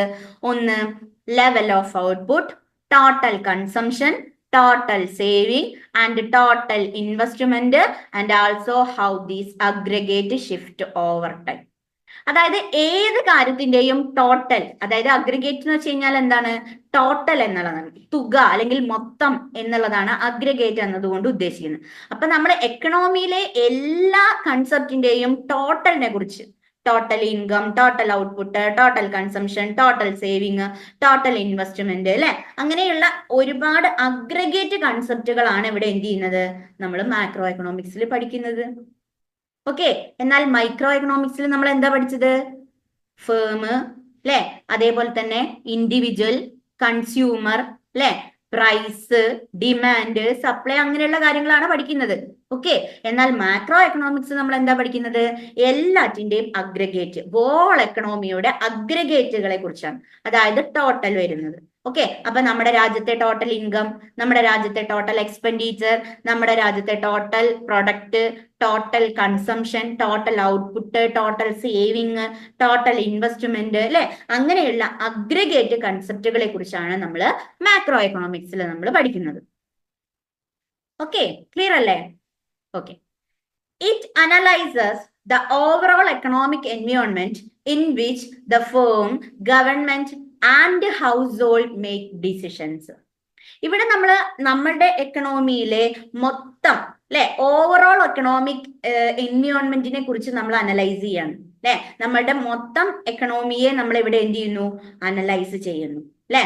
അതായത് ഏതൊക്കെയാണ് നമ്മൾ മൊത്തം എക്കണോമിയിൽ, എന്തൊക്കെ എൻവയോൺമെന്റിൽ എന്തൊക്കെ കാണാൻ കഴിയും നമുക്ക്? ഫേമുകൾ ഉണ്ട്, ഗവൺമെന്റ് ഉണ്ട്, ഹൗസ് ഹോൾഡ് ഉണ്ട് അല്ലെ. അപ്പോ analyzes the overall economic environment in which the firms, government and household make decisions അല്ലെ. അപ്പോ ഗവൺമെന്റ് ആണെന്നുണ്ടെങ്കിലും ഹൗസ് ഹോൾഡിന്റെ ആണെന്നുണ്ടെങ്കിലും ഫേമിന്റെ ആണെങ്കിലും അല്ലെ, അതായത് നമ്മുടെ ഓവറോൾ എക്കണോമിക് എൻവയോൺമെന്റിനെ അനലൈസ് ചെയ്തുകൊണ്ട് ഡിസിഷൻസ് എടുക്കുക എന്നുള്ളതാണ് മാക്രോ എക്കണോമിക്സിൽ ചെയ്യുന്നത്. ഓക്കെ, ദ നെക്സ്റ്റ് പറയുന്നത്, it should be kept in mind that this economic environment represent the overall effect of the innumerable decisions made by millions of different consumers and producers. ഇവിടെ നമ്മള് ഇവിടെ ഈ ഒരു economic എൻവയോൺമെന്റില് നമ്മൾ represent ചെയ്യുന്നത് എന്താണ്? ധാരാളം എന്താണ് ഡിസിഷൻസ് എടുക്കുന്നതും അല്ലെ, അതായത് ഡിഫറെന്റ് ആയിട്ടുള്ള പ്രൊഡ്യൂസേഴ്സിന്റെയും ഡിഫറെന്റ് ആയിട്ടുള്ള കൺസ്യൂമേഴ്സിന്റെയും അല്ലെ, ഒരുപാട് ഡിസിഷൻസ് ഇവിടെ എന്ത് ചെയ്യണം, എടുക്കണം. ഓക്കെ, അപ്പൊ ആ ഡിസിഷൻസ് ഓവറോൾ ആയിട്ട് എല്ലാവരെയും റെപ്രസെന്റ് ചെയ്തുകൊണ്ട് നമ്മൾ എന്ത് ചെയ്യുന്നു, എക്കണോമിക് എൻവയോൺമെന്റിൽ നമ്മൾ നല്ലൊരു തീരുമാനം എടുക്കുന്നു. ഓക്കെ, അങ്ങനെയുള്ള കാര്യങ്ങളൊക്കെ കുറിച്ചിട്ടാണ് നമ്മൾ മാക്രോ എക്കണോമിക്സിൽ പ്രധാനമായിട്ട് നമ്മൾ പഠിക്കുന്നത്. ഓക്കെ, ക്ലിയർ ആണോ? ഇനി നമ്മൾ മൈക്രോ എക്കണോമിക്സിൽ ഉപയോഗിക്കുന്ന അല്ലെങ്കിൽ പഠിക്കുന്ന കുറച്ച് കൺസെപ്റ്റുകളെ പറ്റി പഠിച്ചത് ഓർമ്മയുണ്ടോ? എന്തിനെ കുറിച്ചൊക്കെ നമ്മൾ പറഞ്ഞിട്ടുള്ളത് മൈക്രോ എക്കണോമിക്സിൽ? പ്രൈസിങ് അല്ലെ, ഇൻഡിവിജ്വൽ ഫേംസ് അല്ലെ, അതേപോലെ തന്നെ ഇൻഡിവിജ്വൽ ബിഹേവിയർ, ഫേംസിന്റെ ബിഹേവിയർ അല്ലെ, അങ്ങനെയുള്ള കാര്യങ്ങളെ കുറിച്ചൊക്കെ നമ്മൾ പഠിക്കുന്നു. അതേപോലെ തന്നെ പ്രൈസ്, അങ്ങനെയുള്ള കാര്യങ്ങളെ കുറിച്ചൊക്കെയാണ് നമ്മൾ പഠിക്കുക എന്ന് പറഞ്ഞിട്ടുണ്ടായിരുന്നു. എന്നാൽ ഇനി നമ്മൾ നോക്കുന്നത് മാക്രോ എക്കണോമിക്സിൽ ഏതൊക്കെ കൺസെപ്റ്റുകളെ കുറിച്ചാണ് നമുക്ക് പഠിക്കാനുള്ളത്. ഓക്കെ, നമ്മൾ ഓൾറെഡി പറഞ്ഞു അല്ലെ, എല്ലാറ്റിന്റെയും അഗ്രിഗേറ്റിനെ കുറിച്ചാണ്, അതായത് ടോട്ടലിനെ കുറിച്ചാണ് നമ്മൾ പറയുന്നതെന്ന് പറഞ്ഞു അല്ലെ. അപ്പോ നമ്മുടെ രാജ്യത്തെ നാഷണൽ ഇൻകം, നാഷണൽ ഔട്ട്പുട്ട് ഒക്കെ എന്ന് പറയുന്നത് എന്താണ്? നമ്മളെ എക്കണോമിയിലെ അഗ്രിഗേറ്റ് തന്നെയല്ലേ അല്ലെ? നമ്മുടെ രാജ്യത്തിൽ ഒരു വ്യക്തിയുടെ വരുമാനം എന്ന് പറയുമ്പോൾ, അല്ലെങ്കിൽ ഒരു കൺസ്യൂമറിന്റെ ഇൻകം എന്ന് പറയുമ്പോൾ അത് മൈക്രോ എക്കണോമിക്സും, നാഷണൽ ഇൻകം എന്ന് പറയുമ്പോൾ അത് മാക്രോ എക്കണോമിക്സും ആണ്. ഓക്കെ, ഇൻഡിവിജ്വൽ ഔട്ട്പുട്ട് എന്ന് പറഞ്ഞു കഴിഞ്ഞാല് മൈക്രോ എക്കണോമിക്സ്, നാഷണൽ ഔട്ട്പുട്ട് എന്ന് പറഞ്ഞു കഴിഞ്ഞാൽ എന്താണ്? മാക്രോ എക്കണോമിക്സ് ആണ്. മനസ്സിലായോ? ഇനി നാഷണൽ ഇൻകവും നാഷണൽ ഔട്ട്പുട്ട് തുടങ്ങിയിട്ടുള്ള കൺസെപ്റ്റുകളെല്ലാം നമ്മൾ പഠിക്കുന്നത് മാക്രോ എക്കണോമിക്സിലാണ്. പിന്നെ രണ്ടാമത്തെ കൺസെപ്റ്റ് എന്ന് പറയുന്നത് ജനറൽ പ്രൈസ് ലെവലും ഇൻട്രസ്റ്റ് റേറ്റും ആണ്. ഓക്കെ, ജനറൽ പ്രൈസ് ലെവലും അതേപോലെ തന്നെ ഇൻട്രസ്റ്റ് റേറ്റും. ഓക്കെ, ഇതും നമ്മൾ പഠിക്കുന്നത് എന്തിലാണ്? മാക്രോ എക്കണോമിക്സിലാണ്. ഓക്കെ, പിന്നെ വരുന്നത് balance of trade, balance of payment തുടങ്ങിയിട്ടുള്ള കൺസെപ്റ്റുകളും മാക്രോ എക്കണോമിക്സിലാണ് വരുന്നത്. ഓക്കെ, പിന്നെ എക്സ്റ്റേണൽ വാല്യൂ ഓഫ് കറൻസി, അതേപോലെ തന്നെ the overall level of saving and investment, the level of employment and rate of economic growth. ഇപ്പൊ മാക്രോ എക്കണോമിക്കിലെ കൺസെപ്റ്റുകളും മൈക്രോ എക്കണോമിക്കിലെ കൺസെപ്റ്റുകളും തീർച്ചയായിട്ടും നന്നായിട്ട് പഠിച്ചിരിക്കണം. ഓക്കെ, ഏതൊക്കെയാ വരുന്നത് എന്നുള്ളത് എന്തായാലും എക്സാമിന് ചോദിക്കാം. അപ്പൊ എക്സാമിന് എങ്ങനെയായിരിക്കും ചോദിക്കുന്നുണ്ടാവുക? നാഷണൽ ഇൻകം, നാഷണൽ ഔട്ട്പുട്ട്, അതേപോലെ കുറച്ച് 4 ഓപ്ഷൻസ് തരും അല്ലെ. അതായത് ഒന്ന് കറക്റ്റ് ആയിട്ടുള്ളതും ബാക്കിയുള്ളത്. ഇപ്പോ മാക്രോ എക്കണോമിക്സിൽ ഉൾപ്പെടാത്ത കൺസെപ്റ്റ് ഏതാണ്, അല്ലെങ്കിൽ മൈക്രോ എക്കണോമിക്സിൽ ഉൾപ്പെടാത്ത കൺസെപ്റ്റ് ഏതാണ് എന്നൊക്കെ ചോദിക്കുമ്പോൾ നമുക്ക് ആൻസർ അറിയണമെന്നുണ്ടെങ്കിൽ രണ്ട് കൺസെപ്റ്റും ഏതൊക്കെയാണെന്ന് നന്നായിട്ട് എന്ത് ചെയ്യണം? അറിഞ്ഞിരിക്കണം. ഓക്കെ, ക്ലിയർ ആണോ? ഓക്കെ, ഇനി നമുക്ക് ലാസ്റ്റ് ഇപ്പൊ മൈക്രോ എക്കണോമിക്സ് എന്താണ്, മാക്രോ എക്കണോമിക്സ് ഒക്കെ എന്താണ് എന്നുള്ളതിന്റെ ഒരു എന്താ പറയാ രൂപം നിങ്ങൾക്ക് എല്ലാവർക്കും കിട്ടിയിട്ടുണ്ടാവും അല്ലെ. ആദ്യം നമ്മൾ ബിസിനസ് എന്താണെന്ന് പറഞ്ഞു, പിന്നെ നമ്മൾ എക്കണോമിക്സ് എന്താണെന്ന് പറഞ്ഞു. എക്കണോമിക്സ് പറഞ്ഞതിന് ശേഷം നമ്മൾ 2 ബ്രാഞ്ചസ് ഉണ്ട് പറഞ്ഞു, മൈക്രോ എക്കണോമിക്സ്, മാക്രോ എക്കണോമിക്സ് അല്ലെ. അങ്ങനെയുള്ള കാര്യങ്ങളൊക്കെ നമ്മളിപ്പോ പറഞ്ഞു കഴിഞ്ഞു. ഓക്കെ, ഇനി പ്രധാനമായിട്ടും നമ്മൾ ഓർത്തിരിക്കേണ്ട കുറച്ച് കാര്യങ്ങളുടെ നോട്ടാണ് ഇവിടെ കൊടുത്തിട്ടുള്ളത്. Okay, micro economic as well as macro economic have an important role in play in business economics. Okay, business എക്കണോമിക്സിലേക്ക് നമ്മൾ വരുമ്പോൾ നമ്മുടെ സബ്ജക്റ്റിന്റെ പേപ്പറിന്റെ പേര് വെറും എക്കണോമിക്സ് എന്നല്ല, അല്ലെങ്കിൽ മൈക്രോ എക്കണോമിക്സ്, മാക്രോ എക്കണോമിക്സ് എന്നല്ല, ബിസിനസ് എക്കണോമിക്സ് ആണ് നമ്മുടെ പേപ്പർ 4ന്റെ പേര് അല്ലെ. അപ്പൊ ബിസിനസ് എക്കണോമിക്സില് മൈക്രോ എക്കണോമിക്സിനും അതേപോലെ തന്നെ മാക്രോ എക്കണോമിക്സിനും വളരെയധികം പ്രാധാന്യം ഉണ്ട് എന്നുള്ളത് എല്ലാവരും മനസ്സിലാക്കണം. Okay, macroeconomics analyze the background of economic condition in an economy which will immensely influence the individual firm perform as well as its decisions. ഇപ്പോ ബിസിനസ് എക്കണോമിക്സില് നല്ല ഡിസിഷൻസും നല്ല കാര്യങ്ങളും ഒക്കെ തീരുമാനം എടുക്കണം എന്നുണ്ടെങ്കിൽ ഇൻഡിവിജ്വൽ ഫേംസിന്റെ പെർഫോമൻസിനെ ഇൻഫ്ലുവൻസ് ചെയ്യുന്നതും എക്കണോമിക് കണ്ടീഷൻസ്, ഒരു എക്കണോമിയിലെ എക്കണോമിക് കണ്ടീഷൻസിന്റെ ബാക്ക്ഗ്രൗണ്ട് ഒക്കെ അനലൈസ് ചെയ്യണം എന്നുണ്ടെങ്കിൽ നമ്മൾ പ്രധാനമായിട്ട് യൂസ് ചെയ്യേണ്ടത് ഏതാണ്? മാക്രോ എക്കണോമിക്സ് ആണ് യൂസ് ചെയ്യേണ്ടത്. ഓക്കെ, എന്നാൽ ഒരു ഡിസിഷൻ എടുക്കവുമായി ബന്ധപ്പെട്ട് നമ്മൾ ബിസിനസ് ഫേംസിനെ കുറിച്ചും ആ ബിസിനസ് ഫേംസിനെ നമ്മൾ പ്രധാനമായിട്ടും കൺസ്യൂമേഴ്സിനെയും ബിസിനസിനെയും ഇൻഡിവിജ്വൽസിനെയും ഒക്കെ കുറിച്ച് നമ്മൾ പഠിക്കുകയാണെന്നുണ്ടെങ്കിൽ നമ്മൾ മാക്രോ എക്കണോമിക് എൻവയോൺമെന്റിനെ കുറിച്ചാണ്, അല്ലെങ്കിൽ മാക്രോ എക്കണോമിക് എന്ന് പറയുന്ന സബ്ജക്റ്റ് ആണ് ഇവിടെ എന്ത് ചെയ്യുന്നത്, നോക്കുന്നത്. അപ്പൊ നമുക്ക് മനസ്സിലായല്ലോ, ബിസിനസ് എക്കണോമിക്സിൽ നമ്മൾ മാക്രോ എക്കണോമിക്സും ഉപയോഗിക്കുന്നുണ്ട്, മൈക്രോ എക്കണോമിക്സും നമ്മൾ എന്ത് ചെയ്യുന്നുണ്ട്, ഉപയോഗിക്കുന്നുണ്ട്. ഓക്കെ, അതേപോലെ തന്നെ for example interest rate should be known as they are useful to the business economics in farming suitable policies.